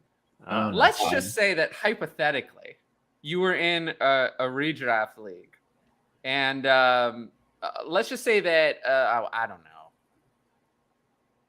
who could be on. Where's this going? Where's this going? Where's he Raheem going? Pick up Mostert. I don't know, Jacoby Myers on waivers. He's been a lot better this year. I would drop Elijah Moore. I would drop Elijah Moore for Jacoby Myers. Absolutely. I was all in Brutal, Jacoby right? Myers too this year. I think this was it. Jacoby I Myers think was this one of was my the guys last this year week. as well, but I would drop him. Yeah, I think absolutely. this was the last week you could start Elijah Moore. I think it's over. I don't think you can start Elijah Moore. Yeah, you just can't start. I think him. what's happened is the emergence of Breece Hall has turned the Jets into a running team. Yes, it has. It really has. I mean, And and a team- also like the Jets aren't going to be ahead like this every game. Because I mean, Zach Wilson, how many times did he throw the ball? 21 times this past game, right? Yeah, but this game was also very bizarre. Skylar Thompson played all of it. Yeah, and and Elijah Moore got 4 targets. So that's like Next week is the Packers. Tied That's for like the most on the team, by the way, 4 targets. Yeah, that's like At the a 20, Packers. 20+% target share, Yeah. which is fine. That's good. But yeah, if the Jets just keep running like that, it The doesn't Packers matter. also get torn to shreds on the ground Packers get and obliterated on the are ground. pretty good through the air. Yeah, Elijah Moore and Garrett Wilson should be players that we're not starting next week. They should not. Yeah, I think Garrett Wilson, I'm probably in most situations going to have to start. With the buys, there's Maybe. there's with just not the enough buys this players. week, There's not enough who's on players. bye? That, I mean, Lions on bye this week. That means you're losing Amon-Ra St. Brown. Amon-Ra. Who else is on But you bye? know, this the week? Titans, Josh Devontae. Reynolds, maybe. Titans on bye. You're losing. Robert Woods, I mean, someone in that range. There's just not going to be that many Yeah. players. I mean, I feel like if you have Garrett Wilson, you're probably forced to start him possibly. somewhere Yeah, in the 30s. yeah that's possible. Yeah. But Garrett Wilson is the one. Love it. Still. Yeah, Garrett Wilson's probably the one, and it hurts me so bad because Elijah Moore, he showed so much talent last year. He really did. He showed so much talent at the end of last year, and I'm really sad with Elijah Moore. Also, Tyler Conklin suddenly was removed Disappeared. from his role. Yes, I think that's ZJ Zuma getting healthy and the other tight ends getting healthier. I think Tyler Conklin's he's been slowly fading the past couple weeks. I think Tyler Conklin's kind of done. I don't Time's trust him. up on Tyler I Conklin. think time's up on Tyler Conklin getting like 7 targets a game. Where was he at? He was like at 7, 8, 9 in the first 3 weeks or something. Like he was absolutely insane with the amount of targets he was getting from Joe Flacco. Yeah, I agree with that. Yeah, I don't think we see that kind of Tyler Conklin ever again. But At yeah, least the this Jets game. the Jets offense is tough. What about Zach Wilson? Can we? If you're How do we feel about him? if you're that desperate for a QB2, go ahead. This week is not a good week to start him on. Who would you rather have in Dynasty, Zach Wilson or Mac Jones? Oh my God. Well, Mac Jones is about to get replaced by Zappy. I'd rather have Zach Wilson. I would. Wow, Tyler would rather have Zach Wilson. That's huge. Yeah. I think Zach Yeah, Wilson has more upside. I think Zach Wilson is more upset. I don't trust Mac Jones at all. I really don't. I would side with Zach Wilson. If you made me make a bet who's going to be the starter for each team 4 years from now, I'm more confident in Mac Jones being that guy. But like, if everything goes well for Zach Wilson, I think he has a lot more upside. Think the Family Guy box in the boat thing, but like it's a paddle boat and not like a yacht. It could be a paddle boat. It could be a paddle boat in the box. Could be a paddle boat. Yeah, exactly. Oh my God. I don't think we have to talk about. I mean, Corey Davis. Do we want to bring him up? He led the team in snaps and routes run. I mean, I guess Zach Wilson. No. I mean, Zach Wilson's favored him. I mean, I'm not saying anything about him. Just wanted to point that out. Yeah. Let's move on here to the Dolphins. I almost moved to the next game. I forgot about the Dolphins. Dolphins. Oh, good Lord. Yeah, it was quite the day for them. But Raheem Mostert getting 18 carries. I know. New workhorse. He's staying healthy. Like he's startable in fantasy. If you really need a running back, he's startable, and it's really where we're at this point. Raheem Mostert is the lead back for this team, even though Chase Edmonds is being paid like $7 million a year. I really don't get. I don't understand why Chase Edmonds is being like used at all. I really don't understand it. It really frustrates me. They pay him $7 million a year, and I just don't. I don't get it with Chase Edmonds. Less I'm than really 3 yards a carry, only 15% of snaps last week. Yeah, I don't under. Yeah, I really. It's crazy how little Chase Edmonds is being used. Well, Miles it's Gaskin not really is that getting used crazy if more. you think about it. Miles I thought Gaskin getting used more now this last week, so Yeah. Chase Edmonds is done for. he's toast. Yep. But Raheem Mostert is a start-worthy guy going forward, right? Yeah, I mean, not even start-worthy. He's a starter. he's a must. Yeah, he's start. the starter of the team, and Yeah. when most when- most start. Must start. Most Yeah, so start. bad. Wow. Yeah, I mean, like he's probably a I top. can do whatever I want at this point. I don't He's a give top fuck. 25 running back. Yeah, Mostert. Yeah, I think that's fair. I think that's fair. Yeah. I mean, you have to say that about where we're at in the current season and what running backs are looking like. We keep bringing it up, but I think Edmonds has dropped what I've seen those tweets go out, but I dropped them Oh like 2 yeah, weeks I mean ago. in redraft he's droppable. Absolutely. Yeah. Yeah. Eric says he thinks he's a stash given Mostert's injury history. I think you cross that I'm not bridge even when we sure get to it. that he would be the backup at this point. Yeah, it might. He might not even be the backup at this point. Like he might be the third guy. It might be Miles Gaskin next up. It really could be. More involved last week. Yeah. Creeping up. But as for the wide receivers, we kind of know what they are. Tyreek Hill and Jalen Waddle. Yep. Trent Sherfield played more snaps than Tyreek Hill, but I just think Tyreek Hill got hurt in this game. Well, Tyreek Yeah, Hill that's got why. hurt. Yeah, it's not really. Yeah, Tyreek Hill and Jalen Jalen Waddle. Waddle. As long as they're playing, you're starting them. Jalen So Waddle, you we're not have to worried play about anyway. Either of them with Skylar Thompson if he's the quarterback. Oh, next I week, am worried. right? If Skylar Thompson is Oh, actually, yeah. If then I Skylar am Thompson- worried. Yes, Okay. Yeah, because Yeah, they I would be become- too, but you're starting Tyreek Hill still. Like, you can't. It's not. funny, like where we've come back to, because I feel like we've gotten back to the point where Jalen Waddle was a popular contender for Dynasty wide receiver 3, and I feel like have we gotten back to the point where it's just CeeDee Lamb again? Like I kind of feel like that's happened. Like, I feel like Lamb's look awesome. I feel like the wide receivers have really, like, other than Chase and Jefferson, they've all been good, but no one is like separating after that in Dynasty. No, not really. No one's really separating CeeDee themselves. Lamb. I mean, CeeDee Lamb just played so well with Cooper Rush. I don't know. I how he's- really feel like though it's pretty clear. Like CeeDee Lamb, AJ Brown, Jalen Waddle, T. Higgins, and Amon-Ra St. Brown are the next 5. Yes, that's like the next tier. Yeah, Yeah. T. And Higgins then, has been a monster. yeah, except not last night. Not last night. no. Yeah, but I those was are the next okay 5. with it. Those are the next 5 for me, and then you get the 5 after that are Deebo Samuel, Cooper Kupp, DK Metcalf, Michael Pittman, and Drake. Ooh, London. Interesting. Sorry, sure. Yeah, it's Plus, interesting. he's so young. Yeah, he's so young. I mean, Drake London, you have to remember, is over 5 years younger than Deebo Samuel. 8 years younger than Cooper Kupp. Yeah. But also hampered down by a terrible coach. We'll see how long that lasts. Yeah, that's not lasting long. Hopefully it lasts less than Matt Rule.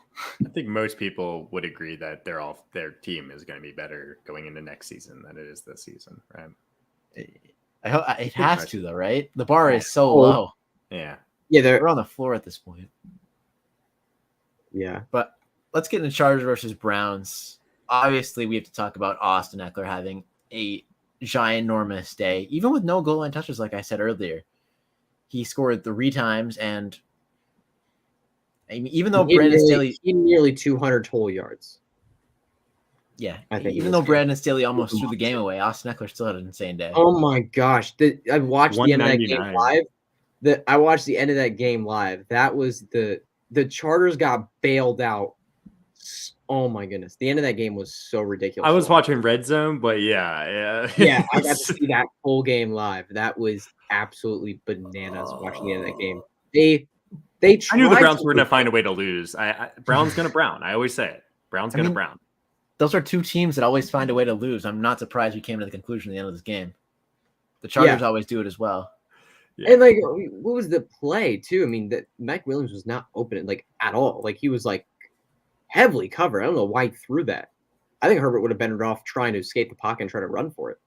Herbert can was do a bad it. throw. Right. What? It was a bad throw. Yeah, it was a bad throw, bad choice. Like everything. Bad decision, bad throw, bad. Everything about that bad. play was Bad. No. Stop. Yeah, Stop. yeah, it was bad. Brandon Staley needs some kind of help, but Stanley, Josh Kelly. needs. I love he goes for it on fourth down, but he needs to stop that in certain points. But he really does. dude, because Eckler started off bad. So where are we at now with Eckler? He's like back to being like a top 5 guy, right? I mean, that's where we're at with Eckler. I mean, he's the RB3 on the season now after these 2 massive games the last 2 weeks. Like he's just getting the end. He's the RB1. Actually, Really? Austin Eckler. That's what I'm seeing right here, but this might be a weird league I'm looking in. Interesting. Yeah, my home league is like a PPR format still, and he's still Gotcha. the RB3 right now. Okay. But Okay. yeah, he's been 2 monster games the last 2, and he's probably been the RB. Has he been the RB1 in the last 2 weeks? I mean, The last 2 weeks, he had 35 points the last 2 weeks each week. Yeah, I think he probably is. I would hope so. Oh, he is. I would hope so. Yeah, he's just been a monster, and he's back to being that stud guy. He's just getting the end zone more, and he's At getting least that 4 catches role every we want game. to see. Yeah, he's getting that role that we want him to see, and he's starting to get more and more efficient. When you look at his game logs, he's getting more and more efficient the last 2 weeks with on the ground. Like he's looking a lot better. So the Chargers offensive line has finally figured it out. Even without their star left tackle. Yes. Josh Kelly surprised me though. Double-digit carries, 27 snaps out of possible 71. That's wild to me. I remember everyone dogging on Josh Kelly because like whenever he played last year, it wasn't good. We can admit that. It wasn't good, but now he's seeing the fields, and Austin Eckler's not going to get that usage that he did last year. He's still going to be incredible, don't get me wrong, but I don't think we're going to get 2021 Austin Eckler ever again. No, we're not getting that Austin Eckler ever again. That Austin Eckler will never come back. But Austin Eckler will still be great for fantasy, no matter what. It doesn't matter. He's going to be awesome. Both things can be true. Yes. And I'm like not super excited for Josh Kelly as just a standalone fantasy asset. No. But if something happened to Eckler, it looks like Josh Kelly is. Isaiah Spiller is not that guy. And Sony Michel was getting work, who got no work this past week. Yeah. You got 2 snaps. I think this kind of tells me that if something happened to Eckler, Josh Kelly's the guy you want to make sure you go with. Josh Kelly's the guy you want. Yep. Mm-hmm. When Eckler goes down. Yeah. Another player I want to bring up who had a relatively quiet game. I know Herbert did, but Gerald Everett only getting 3 targets after being a tight end 1 for most of the early season. Yeah. We cooling on him a little bit? No, not after 1 game. I would have to see this more consistently if we're going to, start to panic over Gerald Everett. I think he just had a bit of an off game, and I'm moving on with him. Like, I'm not really Cleveland's pretty tough against tight ends this year so far. I'm not really. Mike Williams had a crazy game with 13 targets. I'm not really phased at all. Gerald Everett is still 10-1 for me, starting him next week. Mm-hmm. Yeah. Cleveland has been by far one of the best teams against. Yes, they've been brutal. And he gets Denver and Seattle the next 2 weeks, 2 of the best teams to match up for tight ends. So, Gerald Everett, you continue to start him as a tight end 1. I'm with you. I think we can move going on into to next Brown. week. Everett over Pitts. We already talked about Pitts. Everett over Pitts. Yeah. I mean, yeah. You gonna Hutch? We talked about this a little bit. You gonna have Kyle Pitts ranked as a tight end 1 next week? I don't do weekly rankings. Do you think he'd be a tight end 1? But do I think he's gonna be a tight end 1? By the way, they're playing the 49ers, right? I think that's what we determined. Yeah, that's what we said. Yeah. I'm pretty sure that's what we said. Okay, hold on. I'm looking at the tight end leaders on the season, right? I'm trying to find the tight end. The 49ers are the 3rd best team against tight ends, 1 ahead of the Browns, by the way, for fantasy purposes. Yeah, I think there are probably 12 tight ends that I'm willing to start over Kyle Pitts next week. So, no. I'm looking at like the tight end leaderboards right now, like where we're at tight end wise. Yeah, I think there are definitely 12 tight ends I'm willing to start over Kyle Pitts. I think the conversation starts at like Njoku, who I'm going to start over. Yes, Njoku is a good conversation. Everett's a good conversation. Higbee, Everett, Freemuth if he plays, he did get a concussion. So I mean, Hayden Hurst, I think that's actually a decent conversation. Because Hurst, I agree. He's 11 on the year, and he has 3 games of 7+ targets this year. Like, he's involved in this offense. like it's a really close call, but I might start Hayden Hurst. It's a better offense, better quarterback. This offense has been moving. Last week wasn't a great game, but I think they come back against New Orleans have a really good game. So Yeah. I'm ready to start Hayden Hurst again. Over. I mean, T. Higgins is day to day. T. Higgins, yeah, T. Higgins day. If he's out, that's even more reason. It's a smash play. Yeah, smash play. What about Darren Waller? Another elite tight end that we drafted this year has been sucking. Yeah, like he is sucked. So he's on a bye in week 6. He's one of the teams. But if he wasn't, I still feel a lot more confident about Darren Waller than I do Kyle Pitts in general. That's what I'll say. Yeah. Well, I mean, he's playing tonight. Right? I remember that he's playing against Kansas City tonight, so maybe we see more involvement. Yes. But yeah, he just hasn't gotten the volume that we want over the past couple of weeks. It's been 5 targets in the past 2 weeks. Maybe more involvement than Mac Hollins. Maybe. It's close the first couple of weeks. Yeah. Oh man. But we're gonna catch up on chat. I'm just trying to see where we are. Sounds good to me. Reincarnate version of Mike Williams and Keenan Allen with Gabe Davis and Stephon Diggs. There you go. Yeah. It's good. That's good. He's got a point. Yeah. I don't know if I'd compare Stephon Diggs to Keenan Allen though. It's relative styles though. Stephon Diggs is on a different level. Stephon Diggs is a bigger play kind of guy. Stephon Diggs is on a different level. Yeah. But Gabe Davis' touchdowns have all come from a deep post down the middle. Yeah, I mean that's literally just what it is. He just gets open on those and he makes plays. That one catch though with the one-hander and Steeler, who was the defender trying to steal it from him? Minka Fitzpatrick, yeah. He's Fitzpatrick, right? And he just tried to steal it from him. He said nope. He's like, no. Yep. I think Tony Romo said, I'm bigger than you, and this is that's what he said. Oh my god, I remember watching that, cringing. That was hilarious. But yeah, that's basically what he did. That was just brutal. Mm-hmm. Carter and Brees lined up on the same plays where Carter got his goal line touches. I mean, I'm pretty sure they motioned Brees out in a jet sweep kind of thing, like a reverse kind of thing, and obviously they didn't go to him. So hopefully next week. And then Edmonds, we went over that. Edmonds isn't the stash. Myles Gaskin is.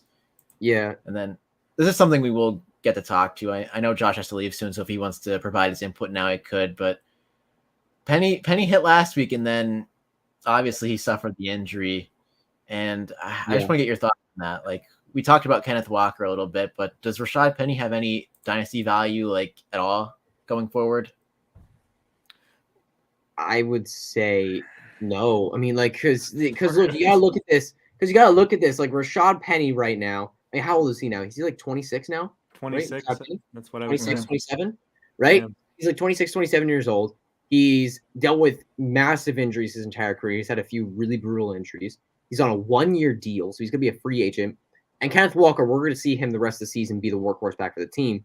So if he really shows out, Rashad Penny's going to be gone. There's no way Seattle's going to re-sign a running back when they're in this kind of rebuild mode a little bit here. They're not going to re-sign him. And he's going to be out there. He's going to be a free agent. Some team might pick him up, but I don't think he's going to be anything super valuable. And especially off a broken foot now at 26, 27, that's just not going to be a running back that you want to start in fantasy. So I don't think he ever goes back to being a lead back in the NFL ever again. So dynasty value is almost zero at this point for me. I'm just out. It's tough. So would you take any? I feel like a third's too much. I feel like a fourth's too little and a third's too much. Yeah, I think that's where it's in between a third and a fourth. Yeah, I think it's a good range. Yeah. Good for fantasy seeing Staley go for it again though. Don't deter him. I mean, yeah, it's great. I love it. I love that Brandon Staley's aggressive. I love the too. aggressive nature of Brandon Staley. It's just there are certain times in a game where you can't do that, and that was one of them. The Browns had 0 timeouts. Okay, if you punt that ball, they're starting at the 20-yard line, unless they get a crazy return, which could happen. But they're starting at the 20-yard line. They have to drive all the way down the field in a minute with Jacoby Brissett with no timeouts. You're going to be able to stop them. Okay, it's not going to work that way. You're going to be able to stop them, and they have no timeouts. So if they can't, get out of bounds at one point, they don't have time to kick a field goal. So it's just I think that was a horrible call. If you would have gotten it, it would have been game over and that would have been great. But I think you give the Browns the ball way deep in their territory, not at midfield. I agree. Yeah, and right when I saw them lining up to go for it, I was they're gonna get a lot of crap for this.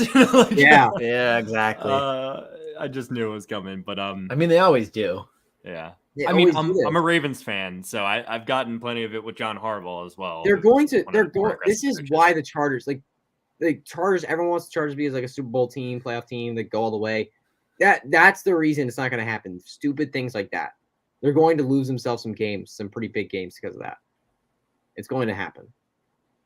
Yeah, they're missing out in the window with Justin Herbert on his rookie contract, and yes, like right now, can't do that. Right now, their roster. I mean, they're dealing with a couple injuries, but right now, I mean, their roster, when you look at up and down, their roster is one of the most stacked rosters in the NFL. They're one of the most talented rosters in the NFL. When you look at their defense, offensive side of the football, special teams, everybody, they're one of the most talented teams in football. But if you make stupid decisions like that, you're going to lose a lot of important games, and that's just going to kill you. I mean, they did it last year. They had the playoffs. They had it. They let the Raiders take a field goal and win, and that was it. It was game. That's what happened, right? Raiders were not going to kick that field goal, too.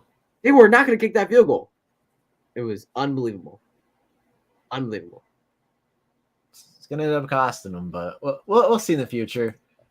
What's up, my guy? And then really true said the boss 49ers most likely man Nick Bosa following his brother's injury footsteps. Guy just can't stay healthy.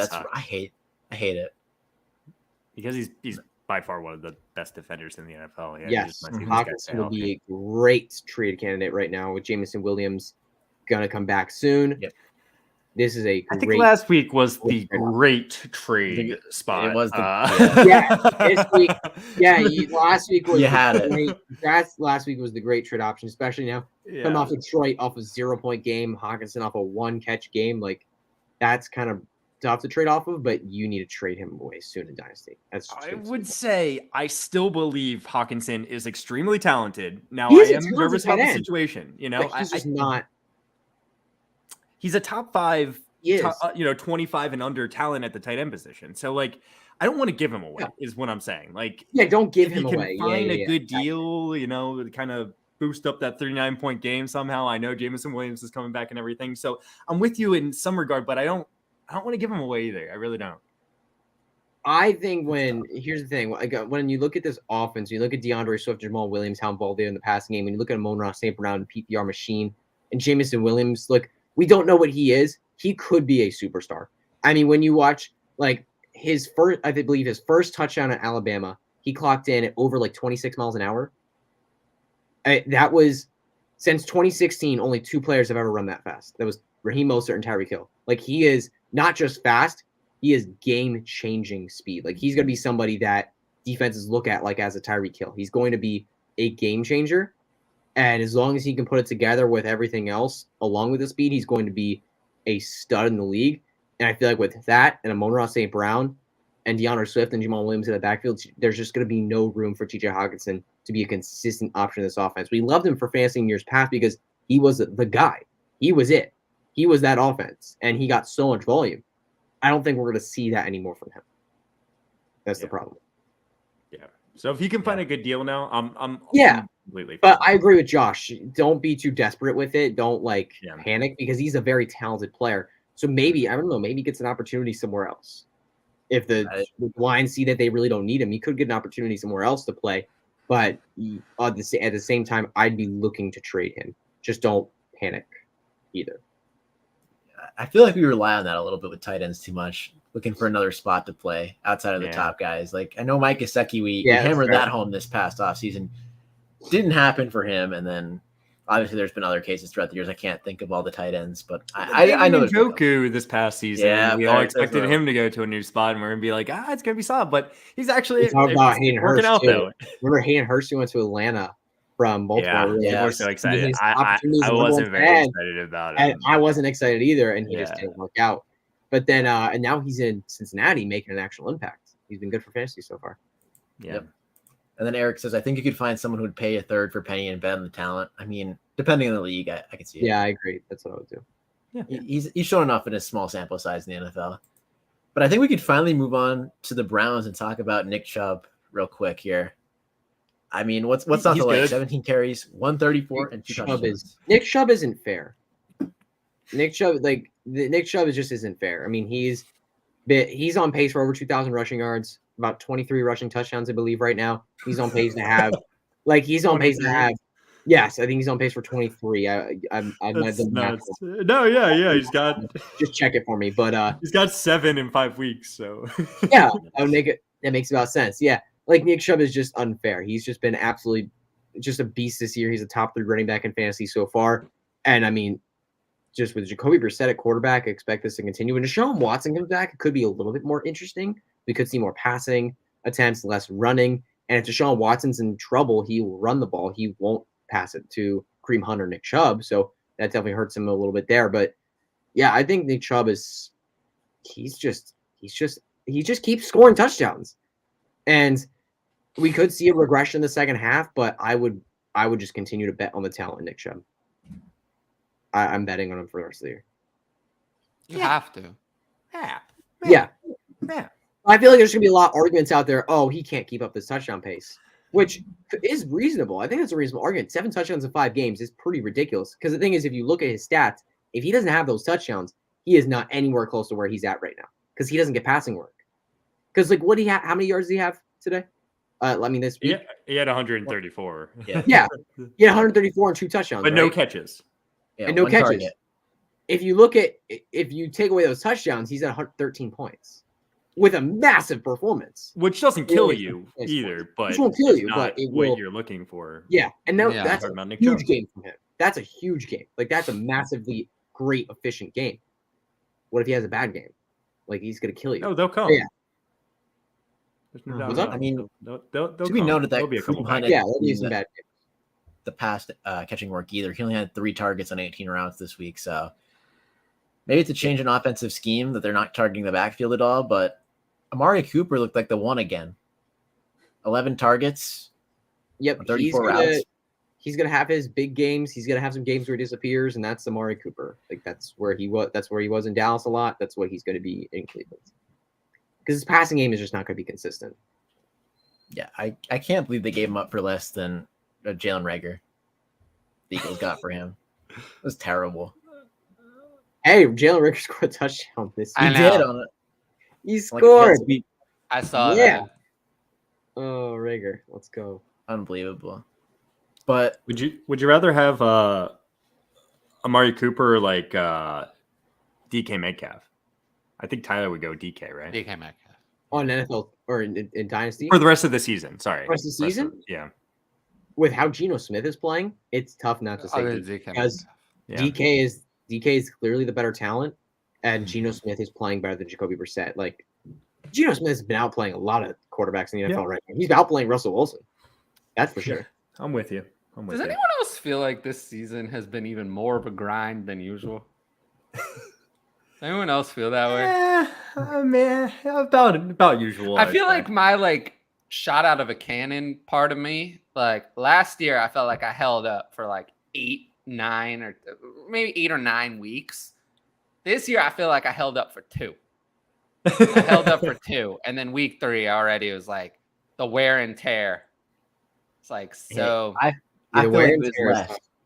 We were doing shows at like 2 a.m. on I feel like I had more energy back then. Like, I feel like I had more energy back then than I do now. Like, these days, I just feel so worn down. Sometimes I feel worn. Sometimes I feel a little bit worn down because of how many fantasy leagues I'm in. Yeah, I'm but in you're too young. many. I'm in way too many leagues. I feel so stressed out by my league sometimes. You're Well, young. I If missed. you feel worn down now. I missed a couple lineups this week with Jonathan Taylor, and I missed one. And I had Well, that's Jonathan Taylor, and your he's fault. straight up inactive in my league. I missed it, and that is my fault. No, that's not. Hey, that's Fantasy Pros Autopilot will solve that for you. Yeah, I'm in too many. Hey, they're not a sponsor or anything. They're really not. No, I'm But just in so many. I really like the Fantasy Pros tab that they have on Sleeper now. I really like Fantasy Pros, the app, Yeah, not the website. I You know, use it. Yeah, I use it. I use it just to make sure I'm not missing anything because I'm in a lot of I leagues love the too fan- much. I Like, just look at it's Fantasy easy Pros missing leagues. stuff. The All the time podcast, on Google, I'm looking up fantasy. podcast I do listen. And then I'm doing I that do thing. listen, but I'll be honest, it's always hard for me to listen to them because it always reminds me of tags, and tags is not replaceable. No, and they haven't come close to. I like the guys that they have, but there is no replacing tags. Also, I can't stay away from the fantasy footballers because of how entertaining and funny they are. I do also feel the fantasy footballers are just do everything that they do but better. The entertainment level is just on a different level with the footballers. So when fantasy pros had tags, they could kind of compete, but without tags, yes, without tags is tougher. Just can't. Josh, you want to I'm getting out of here. Thank you. I have a lot of fun here. This is actually a lot of fun. I always enjoy coming on, and I want to come on again in the future. Maybe I'll stay for the whole time next time. Next week. All right, I'll stay. I'll try to stay for the whole time next week. All right, next week. Make it happen. All right. I'm down. I'm done. Right. Thank you guys. Love you guys. See you later. Peace. See you. What have we done for almost 2 hours? We are up to Bears and Vikings. Oh boy. All right. Sure. Ooh, yeah. We want to pick up the pace. Yes. Justin Jefferson had did he have 7 receptions in the first quarter? 7 receptions in the first quarter? Is that what we were at with Jefferson? Yeah, it was something like that. Yeah. The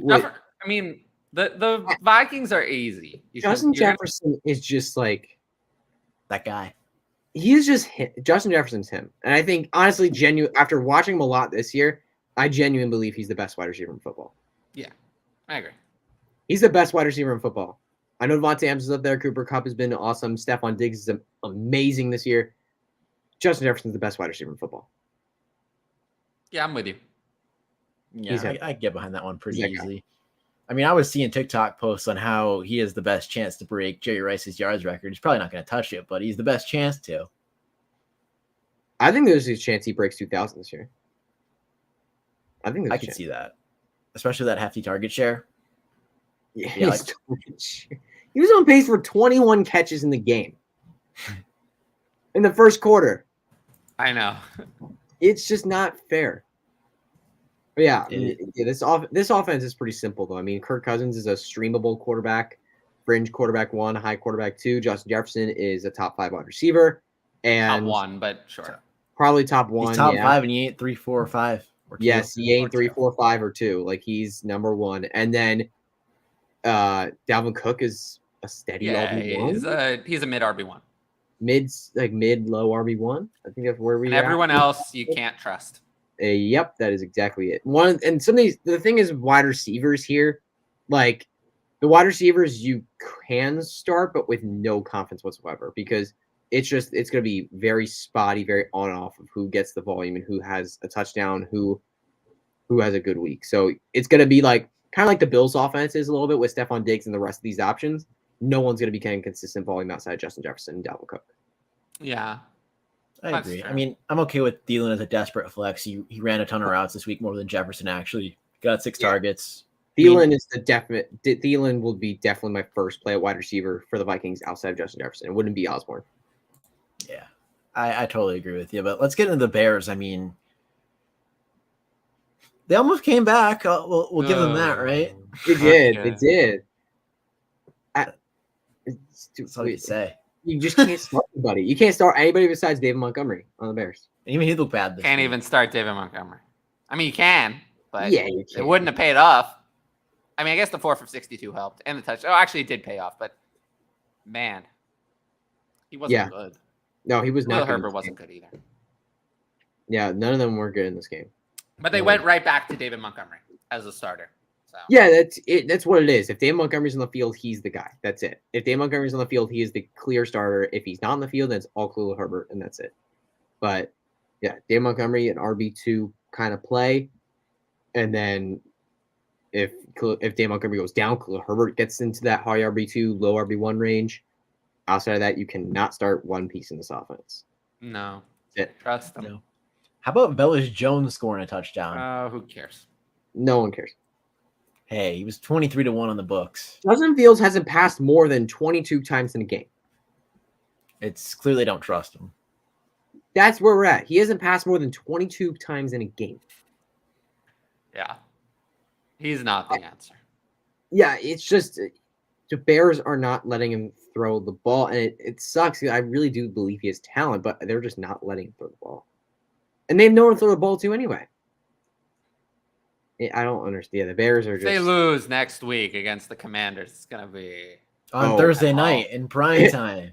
yeah, prime time. I saw an advertisement trying to hype up that game. It was like Carson Wentz and the Commanders versus Justin Fields and the Bears. Like, I saw the same ad. Yeah, it was terrible. It was super intense music. Like this is gonna be an awesome game. No, it's not. It's gonna be two awful teams playing each other, and it's gonna end up being like 17-14. Like that's what the final score is gonna be. It's gonna be. I'm gonna be betting no touchdown score. I don't know about you guys. Wow. Darnell Mooney and Cole Kmet were almost involved. Cole Kmet, didn't he score like 8 fantasy points this week? Or 4 for 45. Scored more than any wide receiver on the Bears, and one of the Bears receivers got a touchdown. Felix Jones got a touchdown. Cole Kmet was able to score more points. Brutal. Oh man. Free Darnell Mooney. Let's start the campaign. Free Darnell Mooney. That is correct. Free Darnell Mooney. But yeah, beyond this game, the Bears front office and coaching staff concern me for the rookie 2023 class. Honestly, it does. Yes. Yeah. This coaching staff is. I mean, this new staff that they got is just not it. I don't want them crushing the value of Stroud or Young. Like, it could be potentially really detrimental to the 23 class. I talked too much about that, but let's move on. I think we're good here. We talked about everything. Lions versus Patriots. This one could be quick too. The Lions were an absolute disaster against the Patriots defense, but the Patriots have some things to talk about. The disaster. Jacoby Myers season is disaster on. Is an understatement. It is on, and I love it. I love it that it's Jacoby Myers season. Also, Jamal Williams did not deliver at all. No, he sucked. But why? I don't understand. Jamal Williams, a lot of people are betting on him to score a touchdown. I don't think the Patriots, I think, still this game because they didn't give up a touchdown to Detroit. They didn't give any points to Detroit. They have not allowed a rushing touchdown yet this season. Like the Patriots have been so good against the run. It was more so why people were betting on Jamal Williams a ton this week. I know it was more so that the Lions had the top offense, and they were like, "Oh, Jamal Williams is going to get the touches," and they just kind of banked on Detroit being the same offense that they have been all year, which clearly they weren't. So no, they were not. Yeah. I mean, Lions. The Lions pieces. I'm kind of just throwing this game out for the Lions. Honestly, I'm just throwing it away. Amon-Ra barely played. Yeah, Amon-Ra didn't play. DJ Shark was out. DJ Shark was out. Josh Reynolds was actually half decent. Yeah, I think they would come off this game, go to the bye week, week 6, come back and be fresh and just be that offense that we saw. Yeah, Jameson Williams might be in by then. I would not. I would bet against that. Really? I would bet against Jameson Williams coming back week 6. Seems a little soon. I mean, week 7. I think that's a little soon. I think I would bet against that. With how this offense has been playing, they don't need him. Oh, maybe this week they did. I mean, this week they could have used him, but before that, they were number 1 scoring offense in football. Like, they didn't really need another weapon. So if your offense is rolling, why change or why try to risk Williams? You know, No, I hear you. I wouldn't risk it if I were them, but they could do it.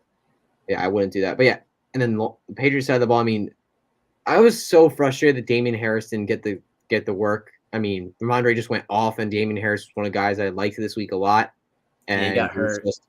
He got hurt in the game. So it was right idea, just wrong Patriots running back. Ramondre had a great game, and Patriots backfield is still something you can't trust moving forward, right? Like it's just going to be different. It's just going to be different guys. It's going to be committee. It's just going to be gross and inconsistent all year. Oh, here.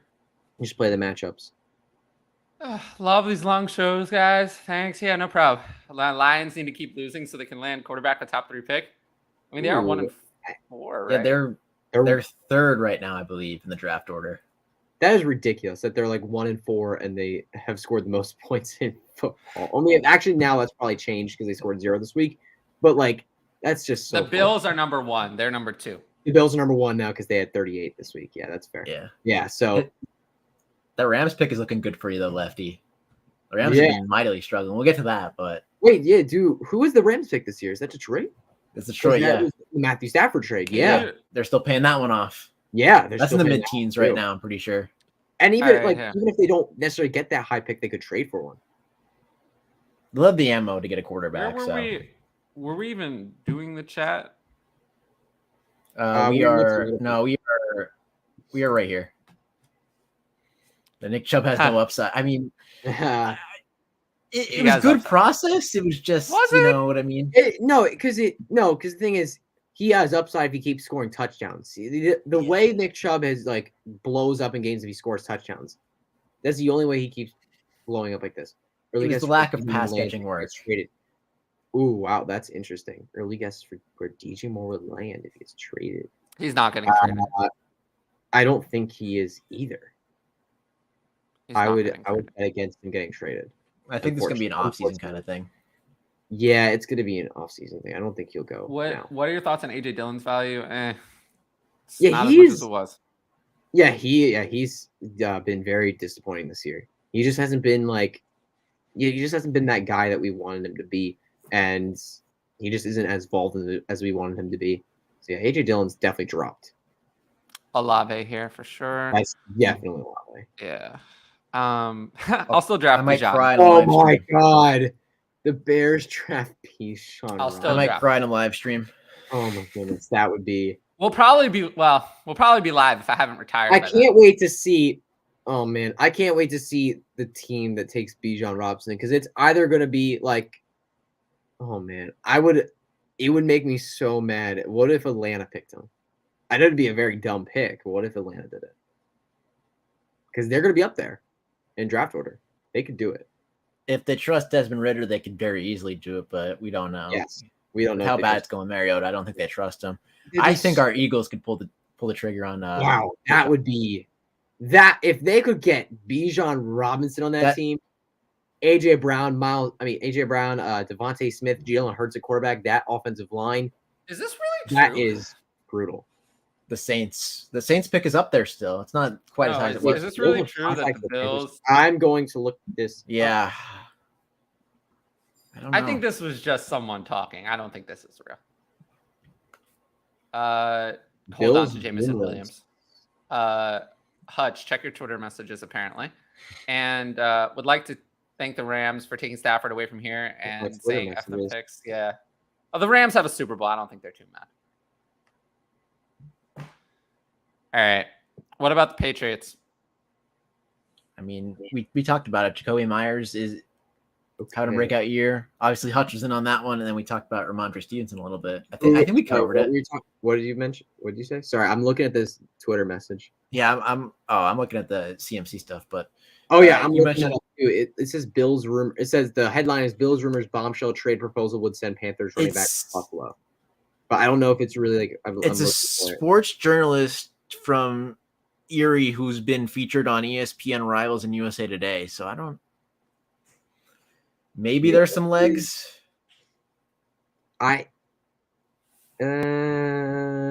Oh wait.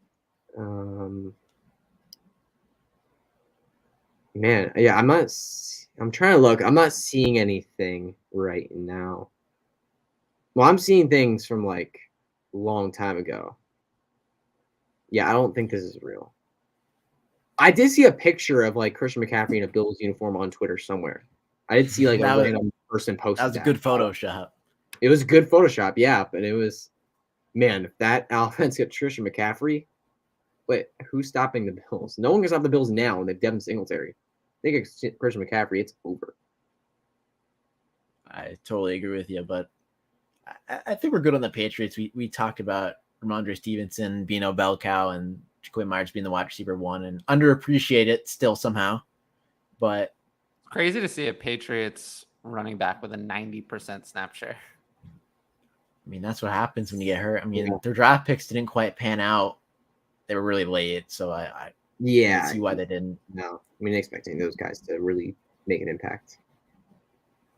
But now it's pretty obvious that Damien Harris could be let go at the end of the season, and the Patriots have a potential workhorse in Ramondre Stevenson if Bill Belichick lets it be that way. So I don't think he will. That's a Bill thing, but you move on to Seahawks versus Saints. Sure. I'm gonna take that as a yes. Yeah, sorry, I'm. Oh, you're good. You're good. You're good. Over here. How about DK Metcalf's humongous day? Yeah, I mean, got a 50-yard touchdown. What else did he have that game? I didn't really see much of that. I mean, he got one called back on a holding right? call. It was like another 40. Yeah. 40-yard touchdown. He still had like 5 for 88 and 1. So he had a good day. Tyler Lockett. Tyler Lockett he's been awesome. He's been we talked about him last week a little bit. But he's been really, really good. And another big game for him. That touchdown catch at the end there between like 3 people.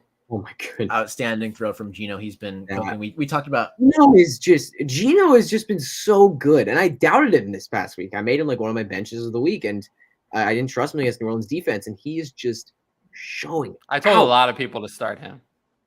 Start Geno Smith? Yes. Interesting. I was more against him this week. I just thought that game was gonna be lower scoring than the last game against the Lions, but yeah, that was a huge game from Geno Smith. Yeah, I'm all in on Geno Smith as QB1 rest of the season now. That proved it to me. Yeah, New Orleans defense is tough. New Orleans defense has been pretty brutal most of the year.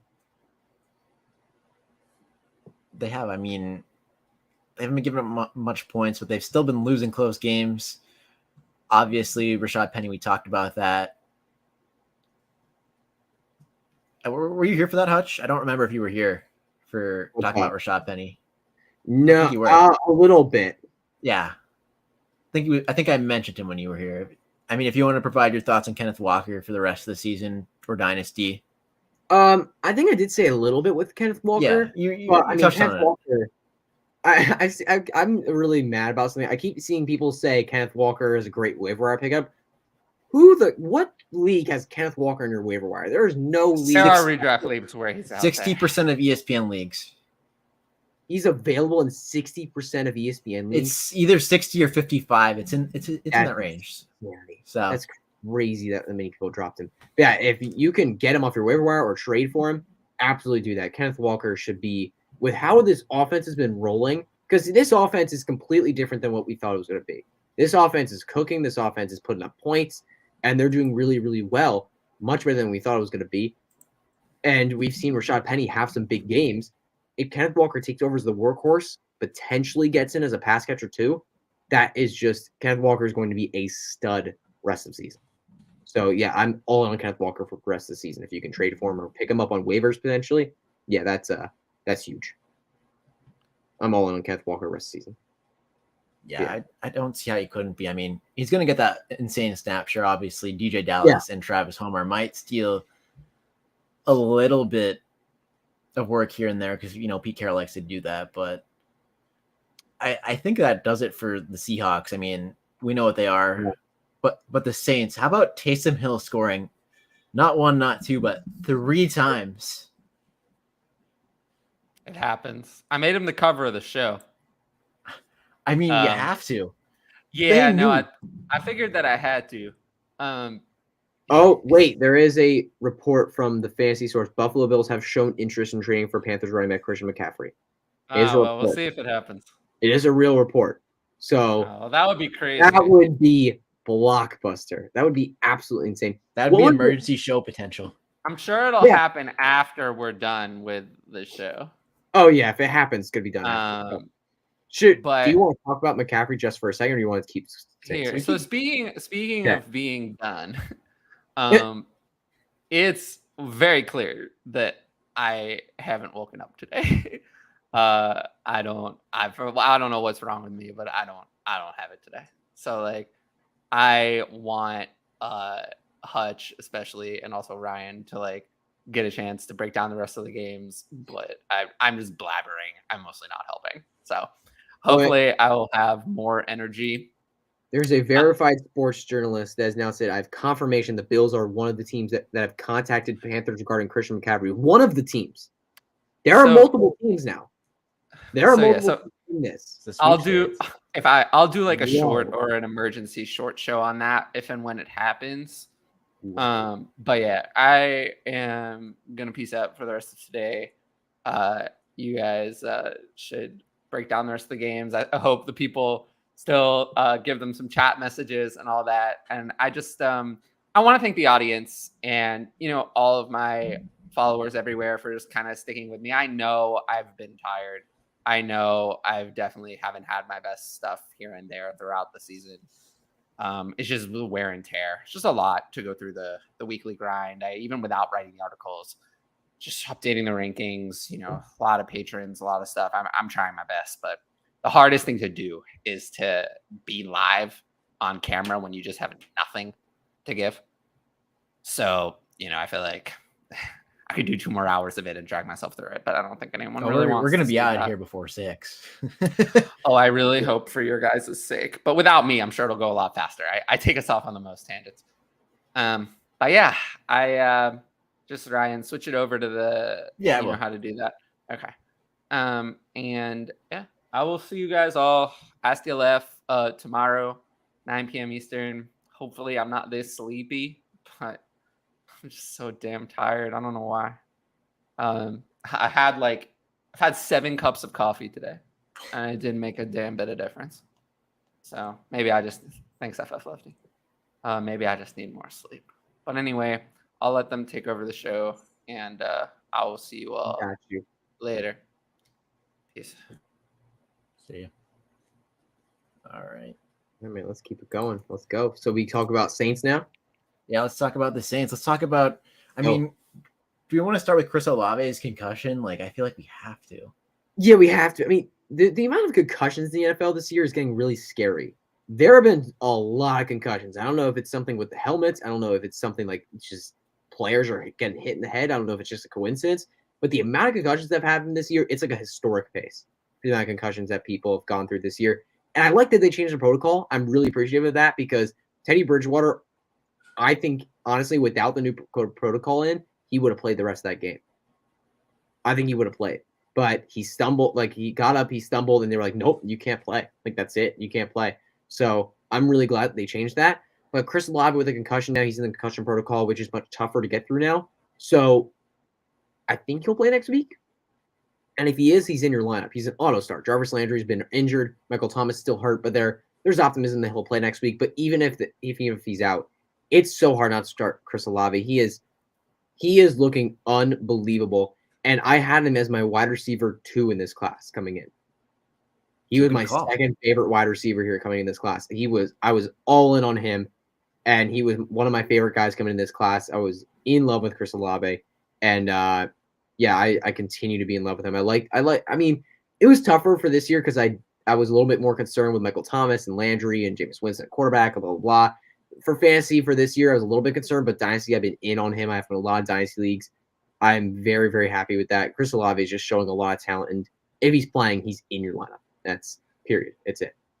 I mean, he still led all wide receivers in receiving yards and targets, even though he didn't play at the end of the game.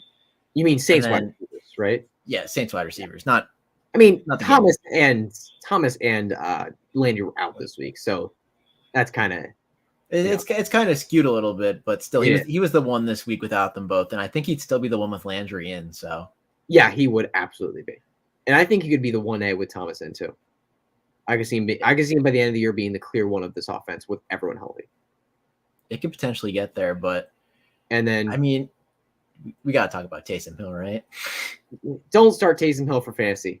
No.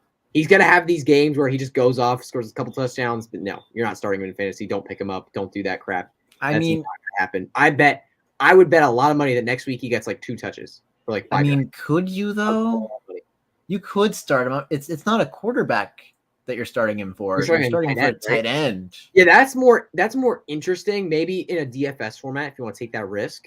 I don't think that's a horrible idea, but in a redraft league, I think you can find more options I'd rather start. So I would not really be starting Taysom Hill. He had 9 carries on 23 snaps and 3 touchdowns. That's insane. Yeah, he just had an unbelievable game. Well, one more player we got to talk about. Oh, you want to keep going, Taysom Hill? Oh, no. I was going to go with Alvin Kamara. You could do it. I was going to do that as well. Alvin Kamara. I was really hopeful for a bounce back this week. I talked about on Club Fantasy FFL, Joe Zolo. Shout out to, well, not really a shout out because I'm putting him on blast. He was hating on Alvin Kamara, and me and Ryan were all in on Kamara this week. And I even posted on Twitter, I'm all in Kamara this week, and worked out. I mean, Kamara had a great game. He was efficient with his touches. Even with Taysom Hill scoring 4 touchdowns and Kamara getting 0, he still put up like 24 fantasy points in a PPR scoring format. Very great game from Alvin Kamara. And he just showed this week that he got the juice. He still's got it. And he's in your lineup as an RB1 moving forward. So I think the Alvin Kamara stink is kind of over. So I'm hoping he can keep that up. Yeah. I'm a little concerned when Jameis gets back, obviously. I mean, yeah, that's going to be different because we did see dump off city for Kamara this week. 5 targets, 5 receptions. Probably not going to be that way every week with Jameis, but I think we can still see good amounts. Still 23 carries. It's got to be stock up. Yeah. This was also Seattle too. We do keep that in mind, but we should have expected this. It's the Seattle Seahawks. They can't stop anything on defense. Like I think they've let up 40 points in each of the past 2 weeks on defense. Is that true? Right? Because they had a massive game with Detroit, and didn't the Saints put up 49? 39. They got close. Yeah, we can count them as 40. The Bills have reached out to the Panthers about availability of Christian McCaffrey. So it's not just like they're interested; they have reached out. So we might get some moving pieces throughout the week here. Obviously, probably not by the end of our show today, but looks like something's going down. I'm gonna look into that when we're talking here, like the details of his contract, to see if they can get out of it easy. But yeah, they've got a big contract, and yeah, I mean the Panthers, with firing Matt Rule, with how they've looked so far, they're in a clear rebuild mode. So they're not gonna be like, no, seriously. They're gonna in a clear rebuild mode. They're not gonna be winning games. So having that star running back eating up all that money is not good. Yeah. Sorry, this computer is connected. It's not my phone. This computer is connected to my dad's phone. Oh my gosh. So I get all those messages and I can't disconnect it because this is like my dad's computer. So yeah, I'm trying to, here's the thing though. It's funny. I go through his computer, I mute the account, mute the things that are texting, but that also mutes it on his phone. So now a lot of people on his phone are muted. So I've done that to him, and he's really bad. There you go. So yeah, McCaffrey would incur a 27 mil dead cap if they were to trade him this year. Oh my goodness, it's hefty. But in a full rebuild, if you could get a decent pick or 2 for him to try to secure that quarterback in the future. Yeah, the Bills would just be like set up for the Super Bowl with him. I mean, I don't know. Like, I don't know if the Bills necessarily need that right now. Like, they're doing plenty fine without McCaffrey. I think they can do this without him. I don't think they need him. I really don't. What would it be? What would a contending team that needs him right now? I mean, the Rams don't have the picks to do it. They don't have anything to trade, but their run game sucks. They could use a run game. Who else could really use him as its contender right now? I can't think of any teams off the top of my head. Let me look at. I'm just blanking. Yeah, I don't know. I'm trying to think like who are contending teams right now that could really use a run game. I mean, Eagles have been doing well. I don't think they really need a run game. Eagles have been doing good. It's the Bills, clearly. I mean, the Bills are one of those. The Bills. I mean, you could look at. Yeah, I mean, I'm literally looking at NFL teams right now. I'm looking at like NFL standings, looking at the contending teams. There's not one team on here where I'm like, man, they need that guy. Besides maybe the Buffalo Bills. Like, there's not one team where I'm like, oh my goodness, they could definitely use a running back and they'd be all going to the Super Bowl. Like, Eric brings up the Chiefs. I mean, Clyde's been playing good, but Christian McCaffrey would be big. That would be big. Yeah, if you could get Christian McCaffrey and the Chiefs, that'd be like if they drafted Jonathan Taylor over Clyde Hilaire. That's true. I mean, obviously, those are 2 very different players. I'm not saying they're the same player, but it's just having that stud presence at running back because they don't have that right now. But think about it this way: the other teams reaching out might not be contending. They might just want to put butts in seats, honestly, because that's still true. A big part of the goal for NFL owners. Yeah, that's true. Not winning games and getting people in seats. The bad teams, but so. Miami? I guess we'd go through chat real quick. Oh, Miami would be a great team. Miami, yeah.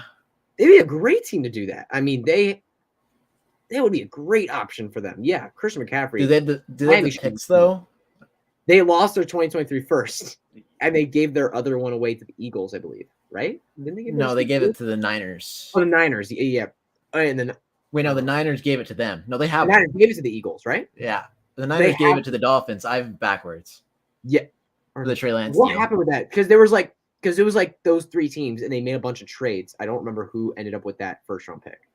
The Niners. It was the Niners or the Eagles. Shoot, who ended up with that pick? Yeah, Miami has one first left, and it's the Niners first. It's the Niners first. Okay, so they have that first. They could send that. I mean, they could send that. They could send what kind of player could they send? I mean, it depends on how much of the contract Carolina wants to eat. Yeah, I think they'd be looking for more than a first with Christian McCaffrey. There were Christian McCaffrey trade rumors last offseason, and there were reports that they were looking for multiple firsts. So I don't think that they're going to settle. I don't think they could get a first from his cap hit next year is $19.5 million. Yeah, for McCaffrey. It's brutal. That is insane. Like, who else could get him? Who else would go after him? I mean, I can't even think. Atlanta? I mean, maybe that would be the stupidest move of all time if you're looking to win football games. That'd be so dumb. That'd be really dumb. That'd be awful. That'd be an awful idea. But they're the Falcons. I could see them doing it. None of the teams are really popping ahead here. With it's the McCaffrey. Bills feel like the leader in the clubhouse because I it's a think clear Bills- need. I would love to see Miami do it though. If they could figure it out with the picks, I would love to see them do that. I think that would send them far into the contender. I mean, Christian McCaffrey out of the backfield with Raheem Mostert right next to him. Then you got Tyreek Hill, Jalen Waddle, Tua Tagovailoa at quarterback. That's a brutal offense to guard. That's unstoppable. It really would. Buffalo would have to clear some cap because they're only. They would. They are over the cap right now, right? Aren't they over right now, or are they? They are under by 1.3, and the Chiefs are over by about $500,000. Yeah. Okay. Although the Dolphins are just close enough for CMC's salary at 7.4. Yeah, they are. They have a lot of cap space still. They still have some cap space even after spending a lot of money last off season. And I mean, like they're not going to have to extend. I can't think of any players where they're going to have to make any big extensions next off season. Like, are there any players that they need to extend? I mean, the Tua contract's coming up soon. Tua contract. I mean, I would think depends. that's next year. I would think that's more next off season, not this coming off season. But Yeah, I'm giving it a look right now. yeah, because Tua still has 2 more years left on his rookie contract, right? Yeah. Yeah, and I think Miami would be like, all right, you proved it to us this year. Let's see it again. Let's see it another year. And I think that's what they'll do with him. And I'm not seeing anyone on here. I don't think Tua's the guy to demand a contract. He's not going to be like, I need that contract. He's not going to be like a Kyler Murray or Lamar Jackson where he's demanding that. He's not going to be doing that. I don't think that's Tua's style. Their biggest profile free agent is Mike Gesicki, who they're not using. Yes, they're not using So- him. He's going to be gone. And out of the other names on here, I don't see anyone of like note on offense or defense. So Yeah, they don't really have any big time names to extend, so they still have that cap space. They could do something. they can make it work. But Yeah. let's run through the chat here real quick. Yeah, go ahead. Yeah, we talked a lot about CMC. Well, we have to. It's the biggest news right now. Huge. That's huge. Taysom Hill's a great option in a tight end wasteland. I think he is, especially with Dalton in there.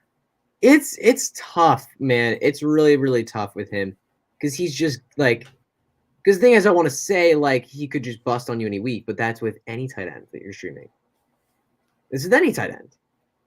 They I could mean, just Dalton bust on you Schultz with weekly. a 0 yesterday, leaving the game. So Yeah. They could ruin you every week, but Taysom Hill's the upside to give you multiple touchdowns and like 100 rushing yards. Like he has an upside with other tight ends don't have it as much. So Taysom Hill is definitely an interesting conversation. I just don't see him having many big games this season. I think it's going to be like 3 or 4 big games, and then the rest is just going to be like basically 0. Like he's not a fantasy option for me. No, but I like really Truther says, I agree with him. If Andy Dalton's in, they're going to find more ways to use Taysom Hill than when Jameis is out there. That's true. Yeah, that's true. So maybe next week. Who knows? Yeah. It'll be tough to put him in the 1 range, but let's move on. Sarp says he just traded Najee for Etienne in a redraft full PPR league. Is this good? I would say no. I'm impartial to it. I'm okay with it. I don't think it's like a horrible trade, but I like James Robinson. He just looks so good. And I don't think Travis Etienne's taking over that backfield anytime soon, as long as James Robinson keeps playing the way he's playing. Yeah. Najee's going to get a ton of volume. Yeah, I mean, hopefully it does. I mean, Jalen Warren did get a lot of the snaps. We did talk about that briefly before he did get got here. He did get some snaps. But it was a blowout. Like, Ooh, I just got see the comment from Zach a little bit ago. Philly has the need and the draft capital for CMC. That'd be interesting. Wonder if they could give them Miles Sanders. I mean, they could. But that would be Miles Sanders on a contract year where they'd have to extend him, so that wouldn't be super smart. But they wouldn't mind. Maybe. The Eagles do have 2 firsts, and they don't really need them at this point. Like, they're not taking a quarterback. Hurts is the guy.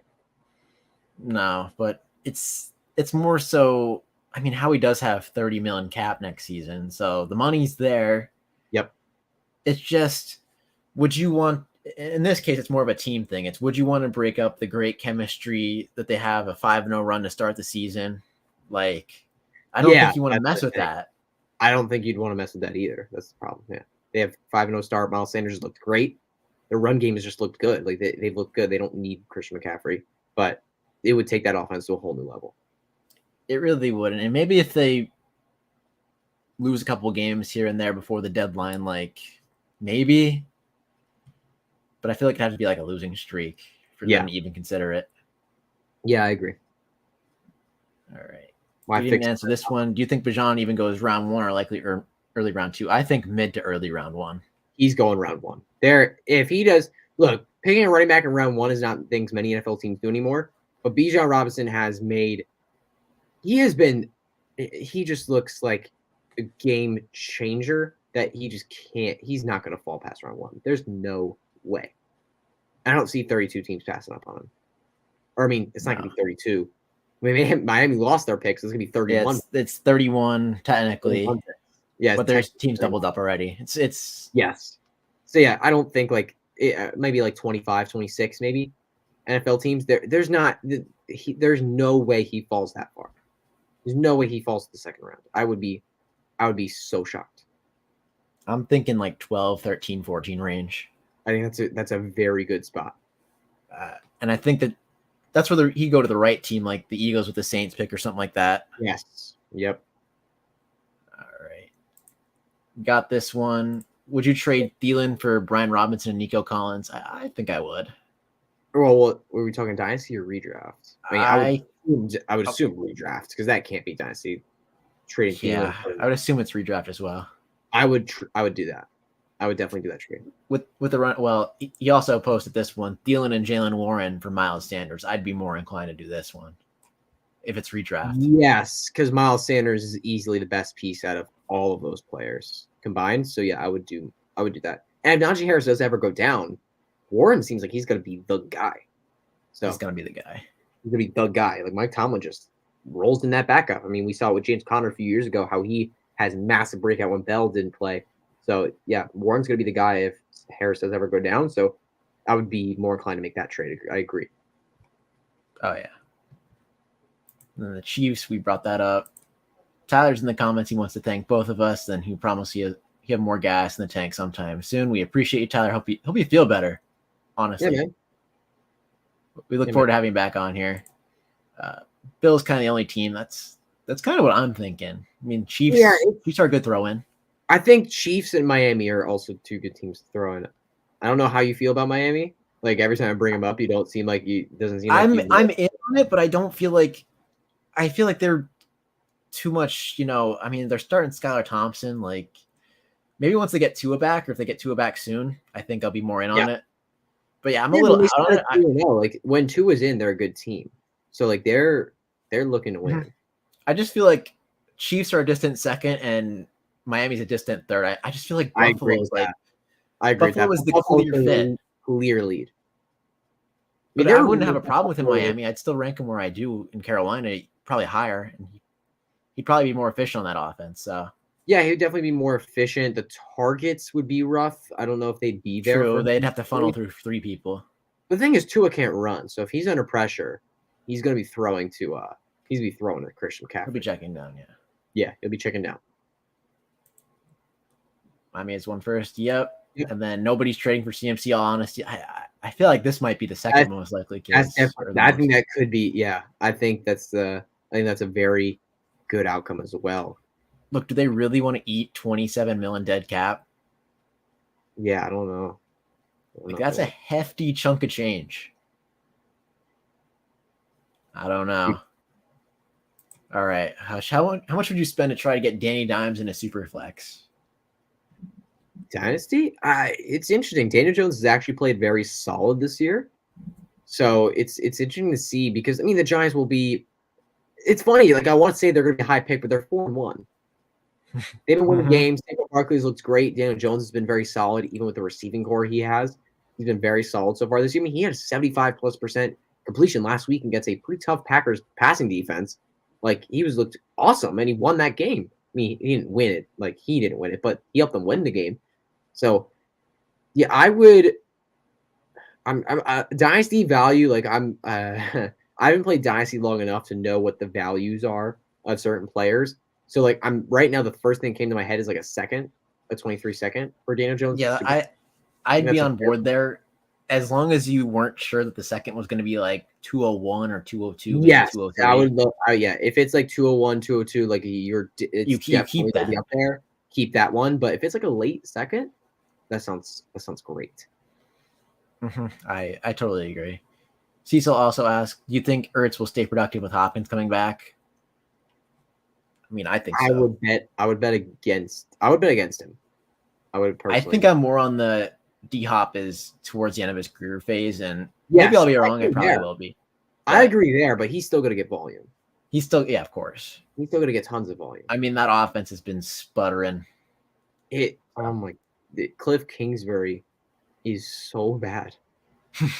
So bad. Like, just get rid of him, man. Just get rid of him. He's so bad.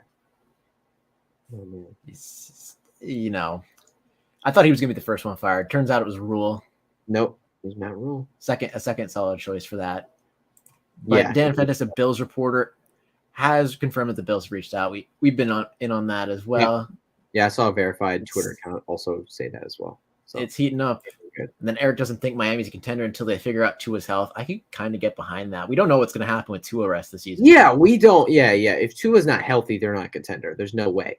But as long as Tua's healthy, and if he gets back in within the next 2 weeks, they'll be contending. Yeah, I mean, I wouldn't say the rest of the AFC East is kind of weak outside of Buffalo. So, yeah, they'll probably beat up on the Patriots and the Jets. Yeah, they can contend for a wild card spot. They gave too much for Tyreek. Yeah, they did give a lot. Yes, they gave too much money to him. That was my first initial reaction when I saw it. Like, that's too much money for him. That was way too much money, especially at 28 years old, a speedster like him. That was way too much money. I'm right with you there. He also mentions that they have like a stable of backs back there, and they do. I mean, it's mustard season, must start. I remember that. Do you remember that Twitter account? Or was that a TikTok with? It was like a mustard bottle and had Raheem Mostert's face on it, and it just kept posting on everything. I don't remember that. That feels like a long time ago. Yeah, I don't remember that. Eric says McDaniel come from that San Fran background. They're just running fresh bodies out there. I mean, yeah, kind of not. I mean, when they have Waddle, Hill, and Mostert out there, I mean, Trent Sherfield's been getting a lot of run. I mean, Robert Craycraft as well. Yeah. Durham Smythe getting goal line looks. Yeah. Oh man. Yeah. Unbelievable. But in a two tight end PPR league, are you trading Taysom for any second on a retooling team? Taysom Hill. Yes. Definitely. I agree. He's not going to get those receptions. Eric agrees. Yeah, definitely. This is a good question. Are early to mid second round 23 picks going to be more valuable than normal? I think so. I'm curious what you think. I agree. Yeah, this class looks pretty deep compared to last year's and maybe the year before. This class looks pretty deep at wide receiver, running back, and quarterback. Everywhere it looks deeper. So I think we're gonna have guys falling into the late first, early second that definitely wouldn't have been there last year. So they're definitely gonna be more valuable. But honestly, when I'm looking at rookie picks, I know we've said trade. We've talked about some rookie pick trading earlier. The best time to trade rookie picks is like a week before your rookie draft, or like the day before, like when you're on the clock. When you're on the clock, yeah. Because right now people aren't thinking about the rookie draft. They just aren't thinking about it as much. When you're right there at that moment, that is the best time to think about it. That is the best time. People are like, all right, I gotta trade for my rookie picks. I don't like where my rookie picks at. Let's see if I make some trades. Like people are thinking about the rookie draft, and as a result, people are thinking about trading with the rookie drafts. So best time to trade your rookie picks is right before your rookie draft. I mean, I would hope your rookie draft is like a week after the NFL draft, so maybe you can get some time to make a deal. But if not, like just make your trade as soon as possible, right before the rookie draft. Yeah, those are the best ways to do it. I agree with you there. I also agree on this. I just think it's going to come down to the quarterbacks. Like we know Stroud and Young are going to get draft capital most likely at this point. But does Anthony Richardson from Florida get draft capital? Does Will Levis from Kentucky get draft capital? Like if those guys get mid to high round one capital, this class is going to be even better than we thought. Yeah, definitely. I assume this question's for you about the Najee for ETN trade. Do you have any snap share concerns for J-Rob after this week? I mean, his snaps have definitely been trending down a little bit. But I mean, he's still getting the work. He's still putting up fantasy points. So I'm not really super concerned about James Robinson. No, I'm a little bit concerned more about touchdown regression because he has been putting up touchdowns at a pretty high rate. But I mean, he saw 49% of the snaps in week one. It's not like he's not like he's not like at the beginning of the season, it was like a 60-70% guy, and now he's not. But I'm a little bit concerned that we might not see as many touchdowns anymore because that's what's happened the past 2 weeks. This offense has just been off the past 2 weeks. Like Trevor Lawrence has been off, and this entire offense has not been rolling the past 2 weeks. So I don't know what's going on. I mean, last week was a great match against Houston. They did not come through. So I'm getting a little bit more concerned about James Robinson, but I think you're still starting him next week against Indianapolis. Yeah. I'm looking at the snap shares on PFF for early downs and 2 minutes and all that stuff. And it looks like Robinson got most of the early down work, like 60% of it, I'd say. But ETN took up like 90% of the 2 minute drill. Like that's where he really got it. Yeah, that's where you got to look and be concerned. Because the passing work has never been that for Robinson. Mm-hmm. He was in for 40 snaps in the game, and ETN came. Oh, I'm messing up here. It's 3 hours in, but 21 of them came in the 2 minute drill out of his 40. So take with that what you will. I'm not concerned either. Recovering Really Truther says savvy trade and redraft. I think it is, at least for the ETN and Najee stuff. Lefty says Bijan will be in the 10 to 20 range. I totally agree. Yeah, I think the mid teams aren't letting the playoff teams add Bijan. I agree. They're not going to let Bijan fall to the playoff range. No, yeah, I think if a contender like, and I think if a contender in the back of the draft is going to want Bijan Robinson, they're going to have to trade up for him. Totally. Johnny says it's time to drop Najee. Oh wait, you weren't done there. You can finish on Bijan. My bad there. No, you're good. That was it. I was saying if a team wants to trade up, if a team in the back of the draft, like coming off a playoff, like a deep playoff run, if they're gonna want a running back and they want Bijan, they're gonna have to trade up. There's no way he's falling that far. Yeah, that's all I had to say. You're good. I totally agree. Is it time to drop Najee? No, you can't. No, look to trade him off of name value at this point. Honestly. Yep, that's it. That'd be my recommendation. That's it, man. All right, Hutch, what are your thoughts on Wan'Dale Robinson? Do you think he'll be productive this year in fantasy? I mean, the opportunity is there. I mean, this wide receiver core is empty. There's just nobody right now. Wandale Robinson comes back healthy and he really shows some talent. Absolutely, he could be relevant. So if he's under waiver wire, I think he's a good stash, just to stash on your bench. But I don't have tons of confidence. I have more, but I mean, someone needs to take the snaps, and Somebody has to do it. Yeah, somebody has to do it. I actually liked what we saw from Darius Slayton. His snaps in each of the past 4 weeks have gone up. He saw a very solid snap share last week. I think it was in the 60s, I believe. He saw 7 targets. I actually like him as a waiver wire pickup this week. I like Darius Slayton. Yeah, I do too, but I don't want to be falling into that trap that we have the past couple of years. Like I said earlier, the hype train builds, and then it collapses in on itself. But a waiver wire pick won't be bad. Yeah. People were spending 10th, 11th round picks on him a couple of years back. So I'm not a fan of that, but waiver wire, I'm surely in on that. Cade Smith says he got Hawkinson and Schultz. Someone just dropped Pitts. What does he do? Oh, man. Well, you pick up Pitts and drop Schultz. I agree. I think it's kind of easy. Yeah. I know Schultz with Dak back.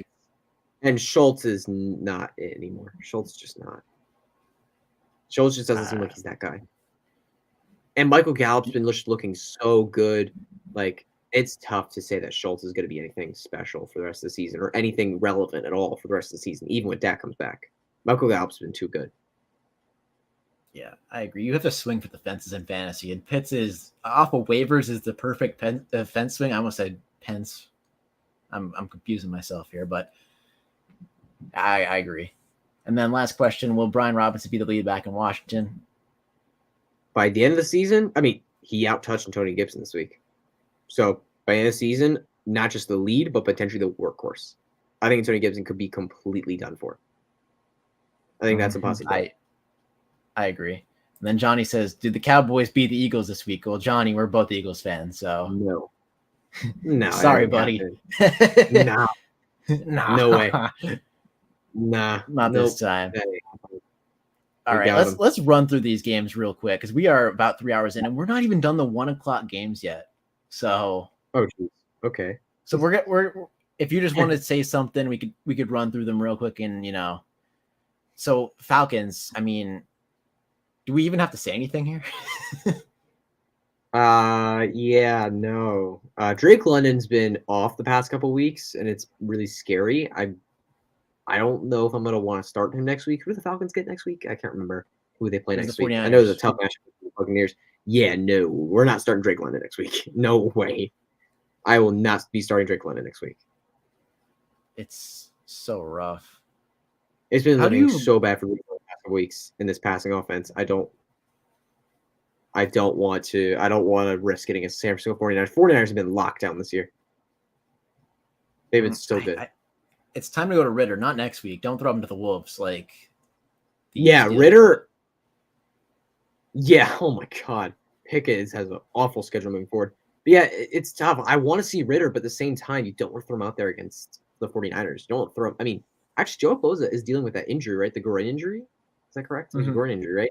And he's probably going to miss some time, right? That's what we're looking at right now with Joe Bosa, right?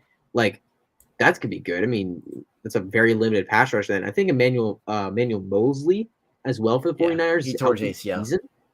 He's tore his ACL out for the season. That's a piece for the San Francisco 49ers defense as well. Like, maybe you could throw him out there. If it's an injured 49ers defense, maybe, but I would not want to do that. Yeah, I don't think the Atlanta Falcons offense is one you can start any piece from next week. I don't want anything to do with any of them. And that includes Kyle Pitts.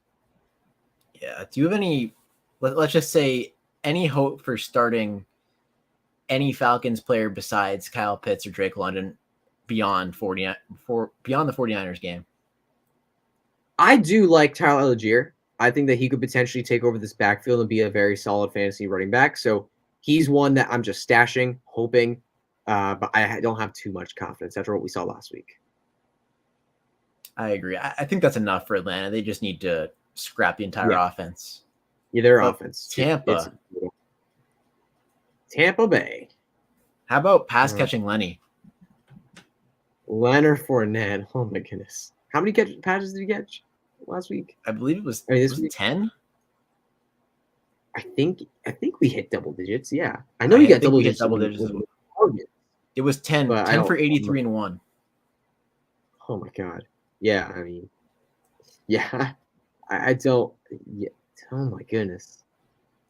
This offense is just good. It's just like I don't know what else to say. The Bucs offense is good. Tom Brady's going to produce. Wide receivers are going to make points. Leonard Fournette's going to be good. That's it. And it was against Atlanta. What do we expect? We should have expected a huge game for everybody. But because Fournette sucked up 10 targets, Mike Evans and Chris Godwin were left with not a horrible game, but not explosive games. And you would have liked to see more of Russell Gage in this game, only 6 targets and 2 receptions against his former Atlanta Falcons team. So I also like to see Cade Otton with 7 targets. That was really great. With Cameron Brate out. Cameron Brate's probably going to play next week. He was only a concussion, so he's probably going to play next week. So Cade Otton, unfortunately, probably won't get the opportunity next week. But it's great to see him step up this week. Great to see that. I love that from him. Yeah, he played the most snaps of any offensive weapon. So, wow, really? Yeah, with 74. The next closest, Mike Evans, had 67. Interesting. So he was out there the whole time. Yeah, he ran the most routes as well. So, wow, that's definitely worth a stash. Yeah, I did not see that, but yeah, definitely worth a stash if anything happens more to Cameron Brate. And then Leonard Fournette, rest of season, RB1 probably. Yep, a top 10, top 12 running back around there. And Mike Evans crosses a top 15. Godwin's still, getting back into it, getting healthy. So top 24 rest of the season, top 20 around there. But he's only going to get better as the season goes on.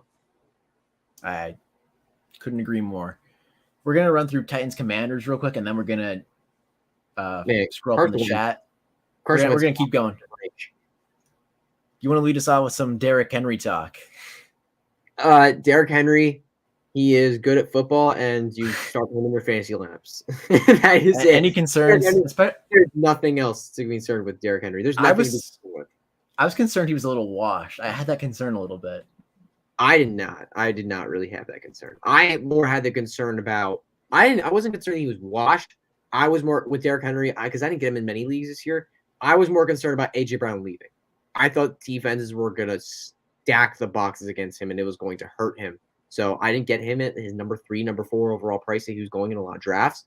I didn't get him a ton, but the leagues that I did got him, I'm very happy. He has been dominant the last 2 weeks. The first couple weeks were rough, but he's been dominant the last 2 weeks, and you just got to keep starting him. Yeah. But outside of that, no one from the Tennessee offense can trust. Nothing. I tried to make Ryan Tannehill a streamer last week. That didn't work. I mean, he was just not great.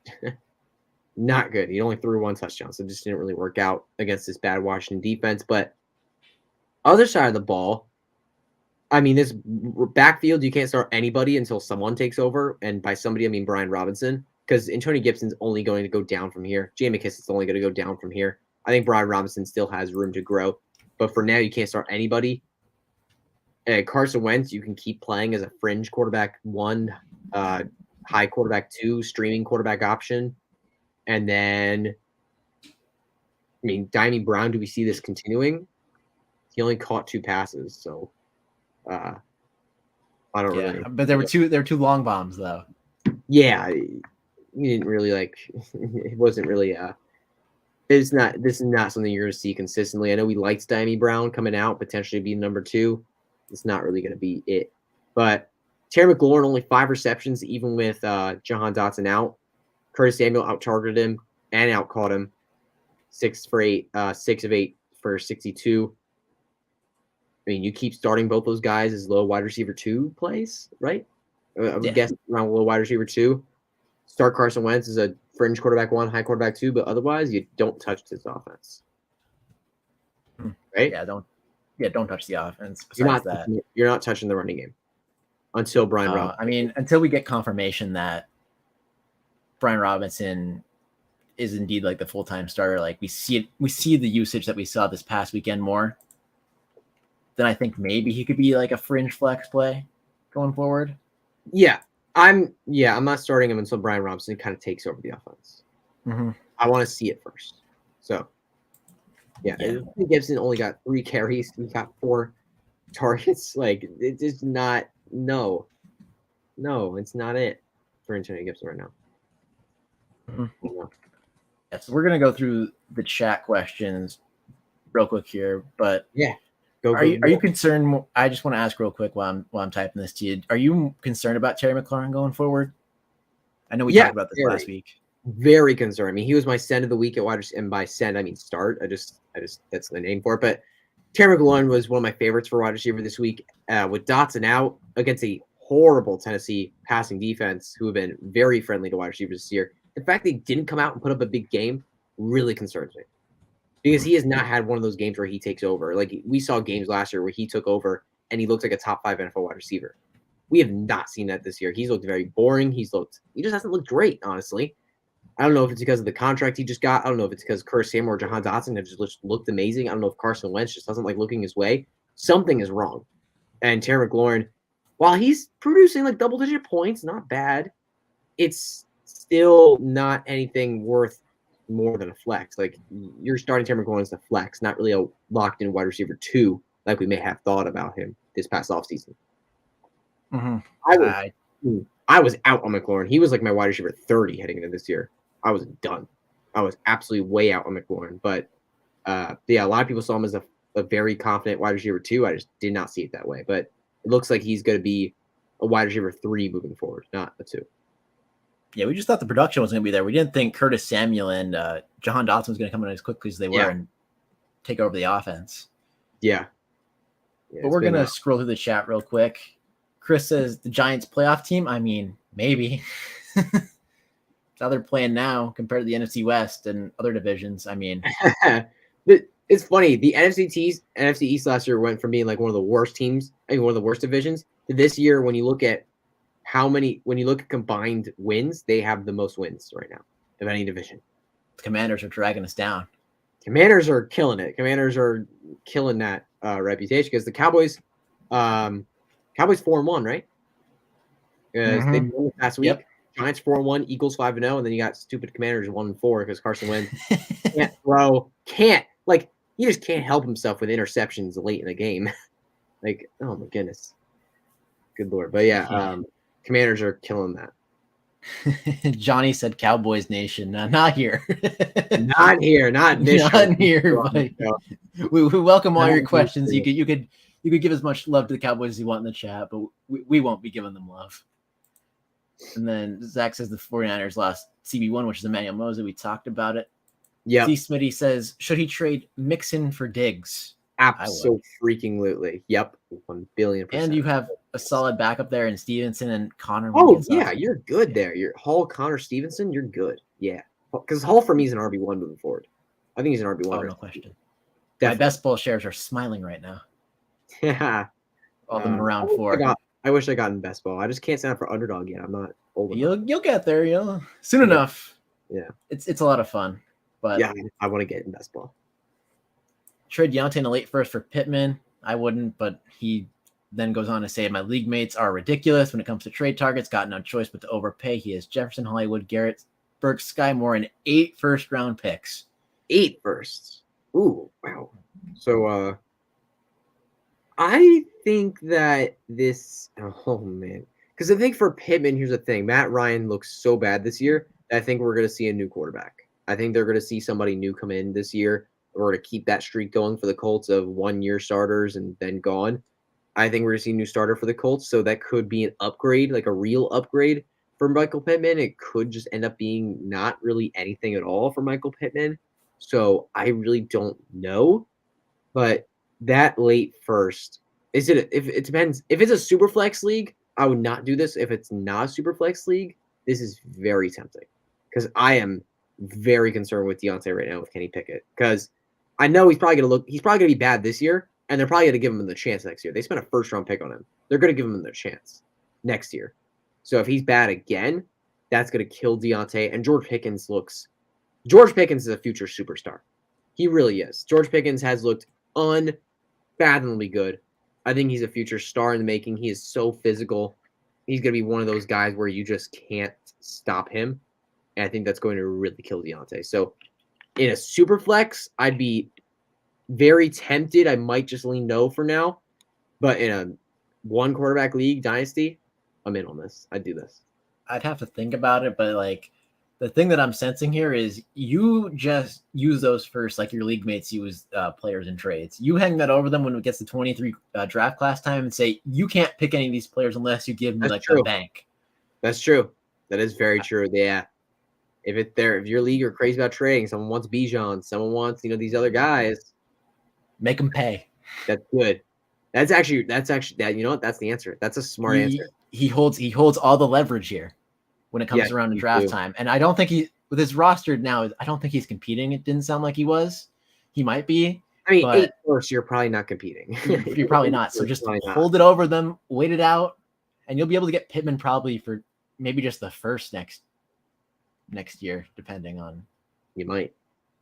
If you leverage it well enough. And then Steve Smitty also had Patterson on IR. So yeah, make that Mixon for Diggs trade. Yes, definitely. Pretty easily. How relevant will Josh Reynolds continue to be? When Jameson Williams come back, he is nothing. But and as Amon-Ra St. Brown gets healthier and healthier, I think that he's going to be an inconsistent kind of play. Like just inconsistent boom bust. Some weeks he'll get the volume, some weeks he won't. That's kind of how it's going to go, I think. But he'll definitely be relevant for fantasy. Mm-hmm. But just not something you can trust 100% on a weekly basis. I totally agree with you there. Then he says, think it's Ramondre time. Do you think it is? If Damien Harris misses significant time with his injury that he's been dealing with, yes, Ramondre is going to be a very good fantasy asset. Mm-hmm. We're going to get to these last couple from Caden Smitty here, and then we're going to hop back into the show sheet. He has Russ and T-Law with Stafford available. What should he do? I think you drop Russ for Stafford. I know they both been messes, but I would not. You think Russ has a better chance of figuring out than Stafford? Yes. That's fair. I don't like the Rams, I don't get it. Like they just don't. The watching them play, like the Rams offensive line has been horrific. Their run game has been horrific. I understand Broncos run game moving forward, not going to be great. But I would bet on the Broncos run game over the Rams run game right now. I would bet over them. And I think Russell Wilson's a better talent, first off. I think the receiving core, when you look at the core as a whole, I think you can argue that the Broncos are a bit better there. Because right now it's just Cooper Kupp and like nobody else in this wide receiver core. Because apparently Matthew Stafford just doesn't like to only targets white meat. I don't understand what's going on with that. But he just doesn't give the ball out. Robinson. I don't understand. I don't understand that either. It's been something on Twitter though. It's been a very fun joke on Twitter. A lot of people have been making. But I don't understand what's going on with Matthew Stafford. He just doesn't give the ball to Allen Robinson. He just gives the ball only to Cooper Kupp, and that's it. It just hasn't really been anyone else. Tyler Higbee's worked in here and there, but wide receiver wise, like it's Cooper Kupp and nobody else. So I would trust Russ moving forward over Stafford. Mm-hmm. And then he also follows up with he has Michael Thomas and Olave, and I had Deontay Johnson and Pickens available. What should I do? Ooh, wow. Because I mean, you're not dropping Olave or Johnson. You're not dropping those two. I am tempted. I'm very tempted right now by dropping Michael Thomas with his injury going on, with Olave just stepping up and looking so good. Kamara's back. That's close. I think I'd lean no, but that is really close for me. All right. I'm gonna cheat a little bit and combine the two answers. Uh-oh. I'm just gonna assume this is a 1 quarterback redraft league, and I'm gonna drop Russ and pick up George Pickens. Oh yeah, same. Oh yeah, it's the same person asking the question. Yes, sorry, shoot, I didn't see that. Yeah, definitely. Yes, absolutely. I would drop Russ for George Pickens. Oh, he's trading. That's different. That's different then. It's different. Yes. Okay. I mean, I just hold what you have. I mean, is Pickens worth the price tag in redraft? He didn't specify if this is Dynasty, but with Stafford available and Pickens available, I really think it's only a matter of time before we see a massive Pickens game, like a game where he takes over and he just like goes for 120 plus yards, scores at least once, makes a play where it's just like, how did he catch that? And just has overall as a big game. I think it's a matter of time before that game comes. It might take a few more weeks because these matchups coming up for the Pittsburgh Steelers are really bad. So it might take a few more weeks for him, but that game is going to be coming soon. And once it hits, it's gone. It's over. George Pickens buying window, shut. It's done. So I would try to aggressively trade for George Pickens right now. I think it's open just a smidge. I think the door is like almost slammed shut. Like it's right there. I think we're like right shutting. Here. We're like right here right now. It's shutting. It's getting there. Not yet. But it's not there yet. Yeah. Z Smitty, should I trade Mixon, Garrett Wilson, and Waller away for Devontae Smith, Diggs, and Higbee? I'd keep your side, honestly. I would definitely make that trade. Interesting. We differ there. I think it's the Garrett Wilson. If this is redraft, I just assume this is Dynasty. Oh yeah, I was looking at a redraft one. Sorry. Well, if it's redraft, I agree with you. I think if it's Dynasty, you agree with me. I think Dynasty, maybe it's closer. Oh, Dynasty, it's so old. You love Devontae Smith. I know that. I love Devontae Smith, and he's looked so good. He's looked insane. I think you know what? No, I think I'd still go with Devontae Smith, Diggs, and Higbee. I really think I would. I don't trust Waller with Adams on the field right now. Garrett Wilson is somebody like I think Elijah Moore's still talented. I really do. Garrett Wilson's gonna be the number one. I still think Elijah Moore's talented. Will work in. I don't think it's gonna be what? Scratch that. He changed the trade up just now. Mixon got one for Diggs and Smith. I would take Diggs and Smith then. Yeah, I'd probably do that. I just assume it's redraft. I mean, Dynasty would probably take it. Matter. And redraft or Dynasty doesn't matter. I'm thinking both. I'd probably take it in both. I take Davis Smith. Lost faith in Najee. Who could you possibly go after? Well, I mean, you're not picking up anybody for him. I wouldn't pick up like Eno Benjamin for him. You're not doing that. So you try to trade for somebody. Who could you realistically trade for Naja Harris? Ooh, that's an interesting one. What about Kenneth Walker? I think you could get more than Kenneth Walker for Naja Harris. I think you could too, and I think I'm in on that. In a redraft. Yeah, not Dynasty. I'm in on that in redraft. Would you do that straight up? With how concerned I am about the Steelers' offense, probably. Wow, that's interesting. Yeah, I would. Yeah, I would. That would be very tempting. I think I would. Yes, I do. Man, Najee's the volume is just so guaranteed with him. Yeah, I think I would do that as well. I think Kenneth Walker is a great target to go after for Najee, and he's on a better offense. So I agree with you. It's a perfect pick. I was thinking someone like I feel like Damien Pierce is out of the range of outcomes now. I think Damien Pierce played his way out. Good. He's locked in. You can't trade for him now. He's gone. It's over for that. Maybe Ramondre if you think. Ooh, that'd be a good one. Harris' injury. But if Harris misses like 2 weeks, we're going to be going back in a couple weeks. There's your answer. Kenneth Walker's on his waivers, and he is first waiver priority this week. Would you drop Naja Harris? No, I don't think he has to. Well, I mean, I don't think he has to. He doesn't have to. There's probably another person. No, there's definitely probably another bench player, but I wouldn't drop Najee. Definitely another one. But oh my God, you have to pick up Kenneth Walker. Lock this in. Lock this in now. Pick up Kenneth Walker, drop somebody, probably not Naja Harris. There's probably somebody else in your roster that you could probably drop. Maybe give us some options in the comments if you do know those. But yeah, I would try not to drop Naja though. I think he's a talented player. He's got to get the volume. Like, you got to hold on to him. So look for somebody else to drop. But Kenneth Walker, you must pick him up. That's a must pick up this week. All right, Hutch, you get to explain yourself here.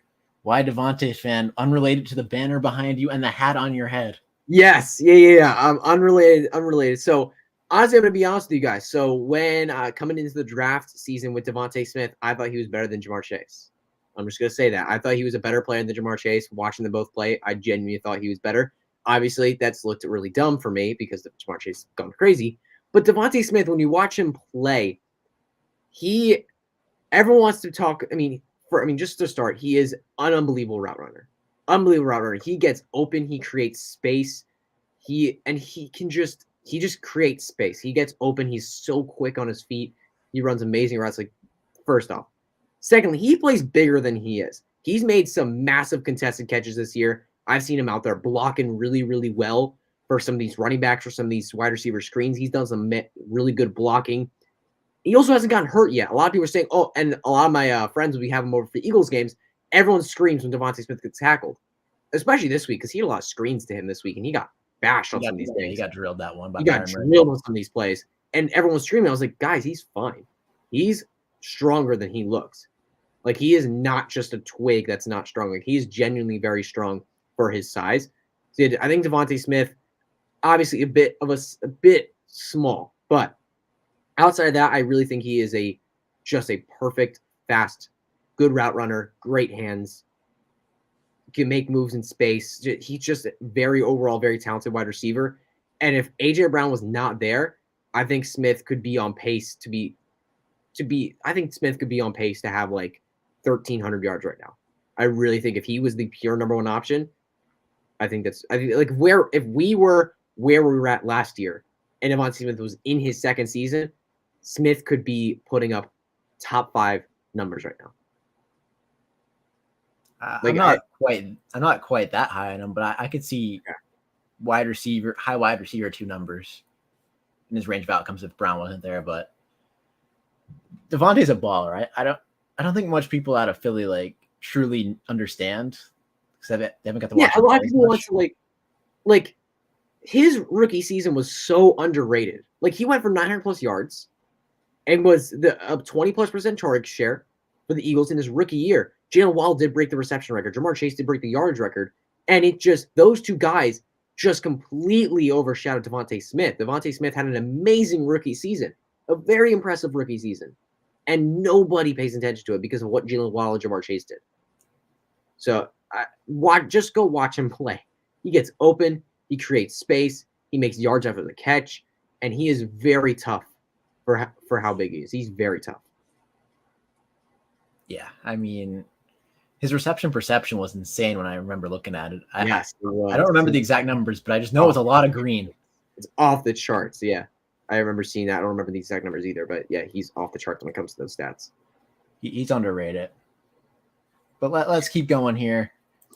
Kate says it is redraft. I don't have to trade. I'm down to drop Russ, but I have Olave and MT. I don't know if I should have both. I don't think that matters. I don't know about you. I think you're on the same boat here. I don't think it matters to give them both. It is redraft. I don't have to trade. I'm down to drop Russ, but yeah, I don't think it matters. Yeah, I'm with you. Yeah. He says his backs are stacked. Kenneth's available. Should I try and trade one of them away? I think we could group these two together because, well, no. They're trading way different backs. But should he try and trade away one of those in his loaded backfield and snag Kenneth Walker? If you can trade away Mondre Stevenson right now, I would do that because I don't think Harris is going to be out for like the season. So he's going to miss a couple weeks and then he's going to be back. And then Stevenson's going to be annoying and frustrating like he was in the first few weeks. So if you could trade Mondre away right now because of this Harris injury, I would do that. I think that would be a great trade to make. I think he needs to because if he's considering picking up Kenneth Walker on waivers and has a backfield like that, I can't imagine how he's near the low end of waivers. Yeah. I mean, Saquon, Henry, Brees, and Damien Pierce, like, what? That's insane. It's insane. Yeah. And then Panda says Kenneth Walker is definitely getting picked up, and I'll be dropping Hines. Still want to trade Naja, though, for a receiver since I'm getting Walker. Yeah, that's wide receivers. Great. If you could trade Najee for, what kind of wide receiver would you look for then if you're trading away Najee? That's interesting. Maybe, do you think off a name value you could get someone in like the Godwin range in redraft? What about Chris Olave? Do you think you can get Olave? I think you could. I think you can get Olave. I think you can get that one off. Do you think you could get Cortland's? He's been playing really well. He's been playing a little too well with Russ being so bad. He's been playing like a top 12 wide receiver. That'd be tough to get him. So I don't know if Cortland Sutton could do it for you. Man, I'm trying to think. What about Mike Williams? Do you think you can trade him for Mike Williams? He's been on and off this year, but I think it's close. I think it's close. I would smash accept that if you could get that because Mike Williams wins you weeks. He also loses you weeks, but he also wins you weeks. I mean, right now he's the wide receiver 8 on the year. It's just been very on and off. He's had 2 games below 8.5 PPR fantasy points, then 3 games above 20. So it's just been very on and off, boom, bust. It's going to win you some weeks, going to lose you some weeks. I would absolutely make that trade, though, if you can do that.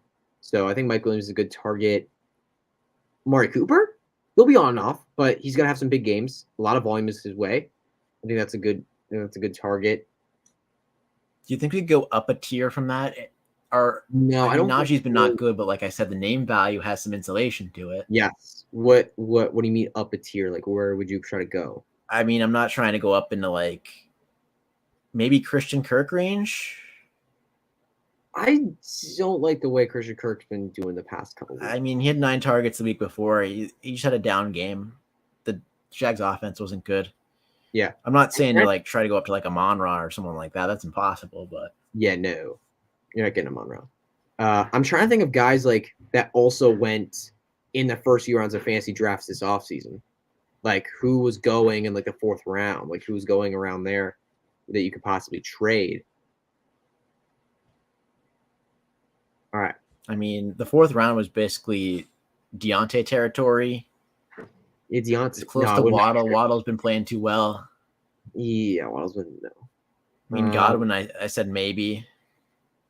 Yeah, I think those first few names that we mentioned are good targets. Yeah. What about DK Metcalf?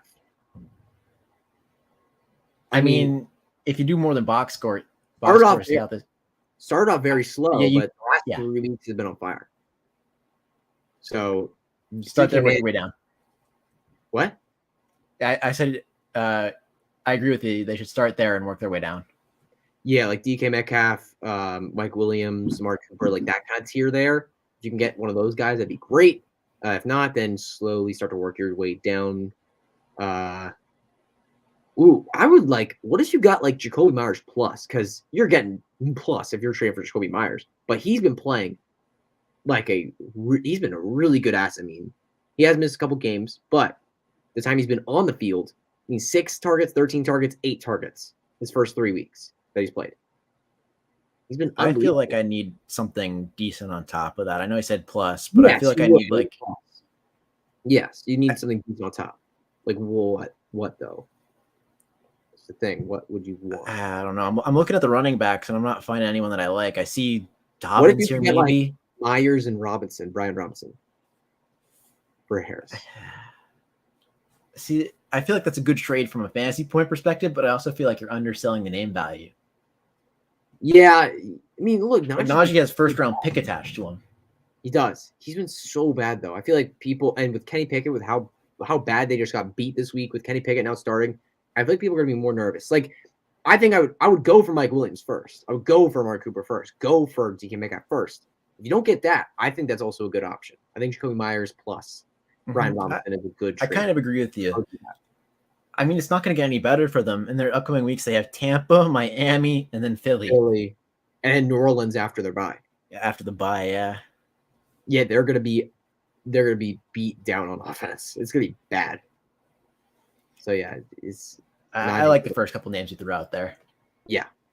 But what does Isaac do with AJ Dillon? I think you have to bench him. I think you have no other choice. Yeah, you can't start him. You can't start him at this point. He's just not getting the involvement that we wanted to see. No. Kevin asked, what is Najee's value in Dynasty now? Would you trade for him?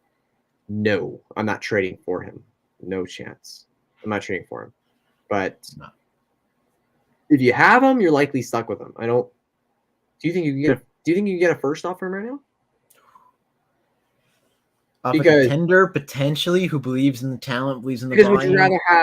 Would you rather have the 23-101, assuming it's like Bijan Robinson or Naja Harris? Because I'd much rather have Bijan Robinson. Bijan Robinson. I'd probably go down to like the 105, 106 and choose him over Najee pretty easily at this point. Yeah, I think if you're going to trade away Najee, I'd be looking for that mid to late first at worst.